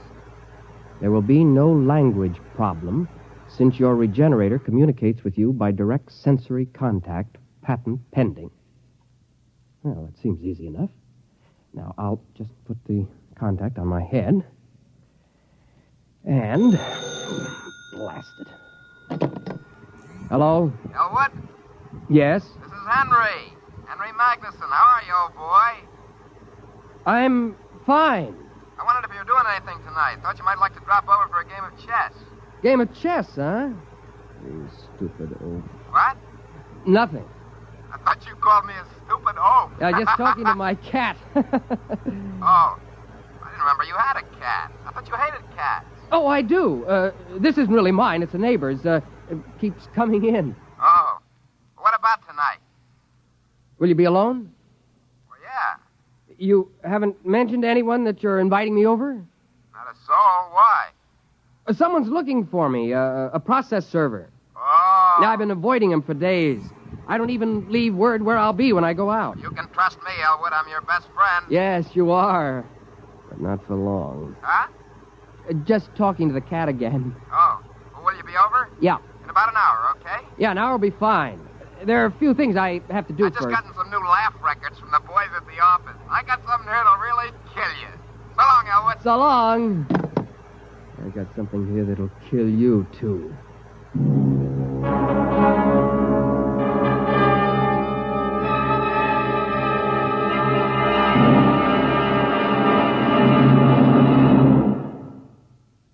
X-1 will continue in 1 minute. Each of us has a personal reason for wanting to see cancer conquered. Steve Allen would like to tell you his. I have a wife and 3 wonderful kids. And when I think about cancer going to strike 1 American in every 4, well, that's more than enough reason for wanting to see it conquered. I know that some people don't even want to think about cancer. But pretending it's not a threat, doing an ostrich routine, isn't going to get us anywhere. We've got to stand up to it and fight. We can fight, each and every one of us. Through the American Cancer Society, we can be part of the battle that someday will beat cancer once and for all. That day will come, but you and I have got to help. How about it? Thank you, Steve Allen. Remember, fight cancer with a checkup and a check. See your doctor once a year for a checkup. It's your best cancer insurance. And to help conquer cancer, send a check to your unit of the American Cancer Society. Make it generous. And now, on with our story.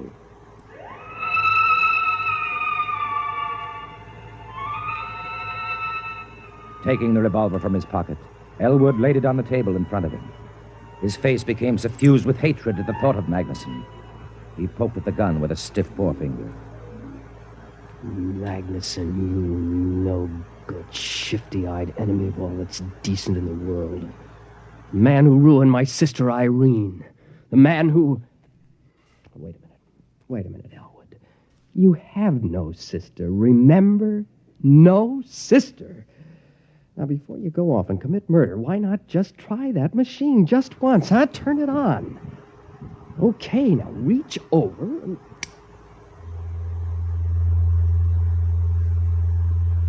Good afternoon, Elwood. I am your mechanical therapist. You may call me Glue.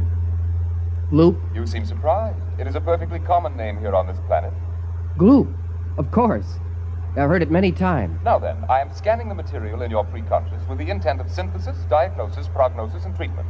Yes? I find... This is a most unusual case. Really? I thought it was simple homicidal mania. There is, of course, no such thing. You are obviously hallucinating a set of symptoms, nonsense syllables to enable you to avoid the real problem. Oh? A most unusual set of symptoms, I must say. Your pilot light seems to be fading. My light is not fading. I am merely trying to relate your symptoms to proven theory. Well, as long as you know what you're doing. Mechanotherapy is an exact science, Elwood. It admits of no significant errors. We will proceed. Good. First, the word association test. Fire away. I will proceed to give a word. You answer with the first thing that comes to your mind. Ready? Ready. House. Home. Planet. Earth. Just music. Now, Fleeful. Fleeful? Fleeful. That sounds like a Martian word. Just give me a response. Fleeful, Okay. I can make them up, too. Marfouche. That's a pretty good one, huh? Made it up in the spur of the moment. Marfouche is very significant. It is a corruption of the Martian concept of fush klib. Very significant. I don't know any Martian words. Aha, noteworthy. We will proceed. Loud. Soft. Green. Mother. Thanagoyas. Pathamathanga. How's that one? Arides. Nexothesmodrustica. Top that. Catith a snow-hell gnoptices. Okay. Rigamaroo, Kalamazoo, Iggity-bibbity-boo. Good. It fits the pattern. Pattern? Your neurosis. I can diagnose it now. Go on. You have a classic case of theme desire, complicated by strong dwarkish intentions. I could have sworn I was homicidal. The term has no referent. It must be rejected as nonsense. Now, if you'll just settle back on the couch, we'll proceed.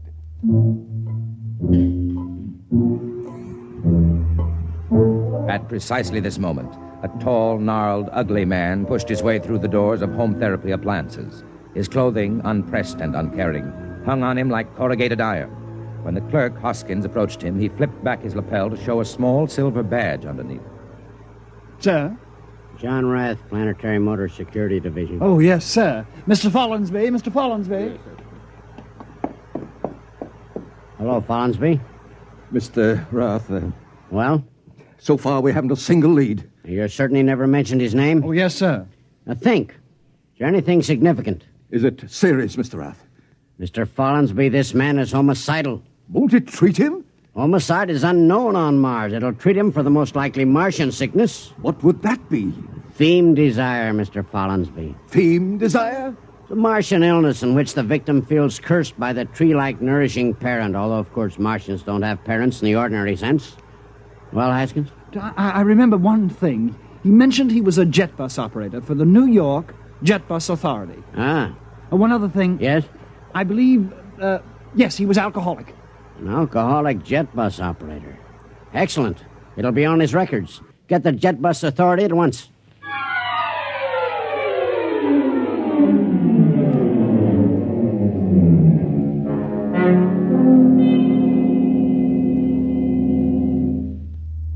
But surely, Elwood, you remember your Gorisy. No. Tell me then about your juvenile experiences with the Forrestrian fleet. Never had one. Complete blockage. My father... There is no such thing, of course. But... I thought we'd finally agreed on that. Okay, if you say so. Now then, since you claim you don't even know what a Gorisy is, tell me what you imagine it to be. A forest fire. A salt tablet? A small screwdriver? Am I getting warm? A revolver? What the heck is a Gorisy? Why, the tree that nourished you into puberty. No tree nourished me. You have completely repressed the experience. No tree ever nourished me. Mr. Caswell, let me try to explain your case as best I can. Somewhere in your childhood, your Gorisy, or parent tree, stifled your theme desire. Now, this gave rise to your present urge to dwarf someone in a Flendish manner. To what? To dwarf someone in a Flendish manner. Listen, you crummy piece of hardware. I have never had a Gorisy. I have no desire to dwarf someone in a Flendish manner or any other manner. All I want to do is put a bullet into Herbert Magnuson. Understand? All I want to do is kill Magnuson. Lie down, Mr. Caswell. We'll go over it again.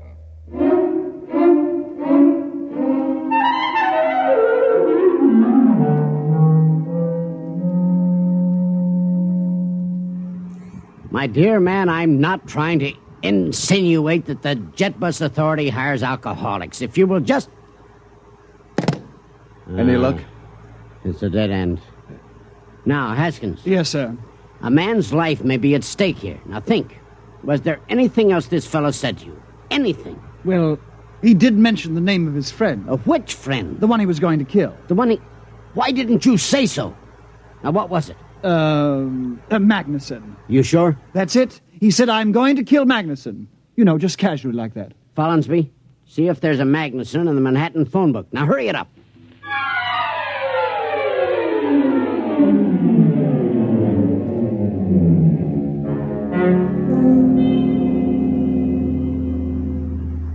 Yes, Mr. Caswell, you were saying? Well... Something about your Gorisy? Yes, I was saying I think perhaps you're right. Naturally. But right about what, Mr. Caswell? Well, I think perhaps...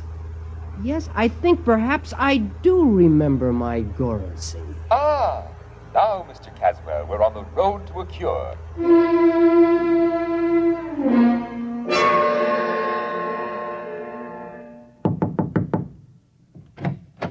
Mr. Magnuson? Yes? Do you know a short, angry-looking, red-haired man? I might. Thank heaven. Or I might not. Can you tell us where to locate him? You're a process server, huh? Certainly not. Don't kid me. Mr. Magnuson, this man is trying to kill you. Go on, you're full of happy pills. Elwood's my best friend. Elwood? He loves me like a brother. And if you think I'm going to stick some process server onto Mr. him... Magnuson, I'm not a process server. Your friend Elwood is a psychopathic killer. You're his intended victim. Can you get that through your thick skull? I'm trying to save your life.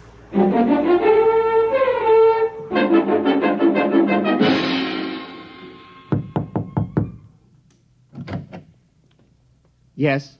You're Elwood Caswell? Yes. The Elwood Caswell who bought a Rex regenerator early this afternoon? Yes. Won't you come in? Thank you. My name is Rath, Planetary Motors. Nice to meet you. Have you used the machine? Oh, yes. I see. Mr. Caswell, I don't know how to explain this, but we made a terrible mistake. The regenerator you took was a Martian model for giving therapy to Martians. I know. You do?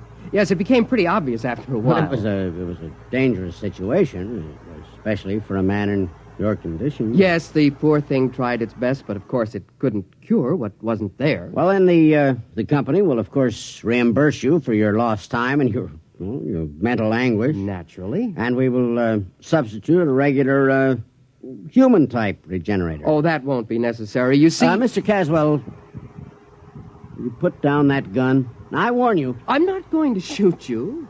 I merely want to turn this gun over to you. You do? Yes, I'm not going to shoot anybody. You mean that... The machine's attempt at therapy forced me to reappraise my whole self. There was an insight during which I was able to get rid of my obsession. You no longer want to kill your friend Magnuson? Kill Magnuson? Why, I haven't the faintest urge. Well, I must say, then, that it worked out for the best. I'll get back to the store and have him pick up this machine in an hour, and... Oh, well, sir... don't forget to take this gun. I won't need it. Of course. Well, nice to have met you, sir. Good evening. Good evening.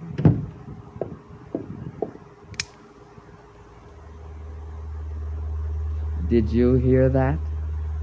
He asked me if I still intended to kill Magnuson. Magnuson, that inhuman monster who cut down my Goracy. Magnuson, the man who even now is secretly planning to infect New York with abhorrent fiend desire. Am I going to kill him? Oh, no. I wish him a long life, a life filled with the torture I can now inflict on him. Kill Magnuson? Oh, no. I'm going to start right now to work him in a vlendish manner.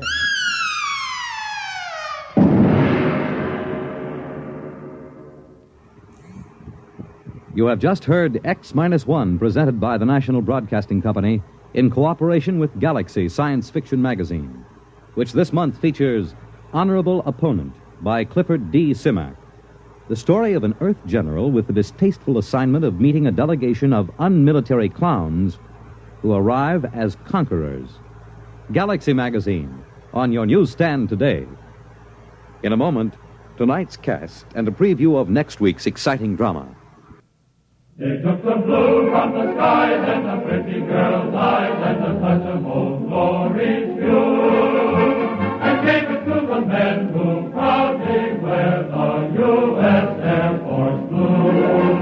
The U.S. Air Force blue. Oh, we are men with a dream on America's team. We're a rugged and ready crew. And you can bet your boots the world looks up to U.S. Air Force blue. To U.S. Air Force blue. We know where we're going. We set our course. The sky's no limit in the Air Force. They took the blue from the skies and the pretty girl's eyes and the touch of old glory's view, and gave it to the men who proudly wear the U.S. Air Force blue. We proudly wear the blue, the U.S. Air Force blue.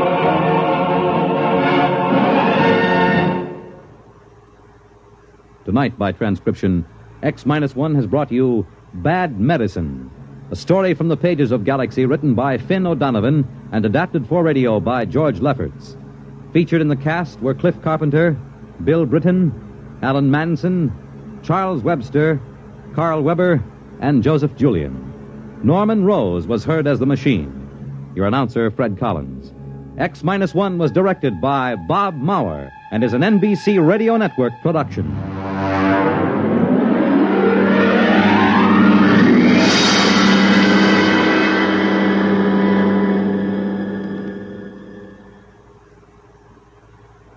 Weekday, the companion and advisor to America's women, offers a new informative series on childbirth. It's the actual case history of a young wife, following her through the late stages of pregnancy, childbirth, and postnatal care. You'll attend the childbirth courses offered at New York's Mount Sinai Hospital, and even enter the delivery room for the actual birth of the child. Listen tomorrow for the real-life series, The Story of Birth. Then, on the same program, listeners can also enjoy more women's specialties. Kitchen Hints by Charlotte Adams, Child Care News with Dr. Francis Horwich, Vacation Ideas offered by Walter Kiernan, and another personal visit with your radio friend, Mary Margaret McBride. Don't forget the exciting dramatization each day from Taylor Caldwell's book, Tender Victory. Be sure to join Virginia Graham and Mike Wallace tomorrow on this NBC station. Follow the news with Chet Huntley tonight on NBC Radio.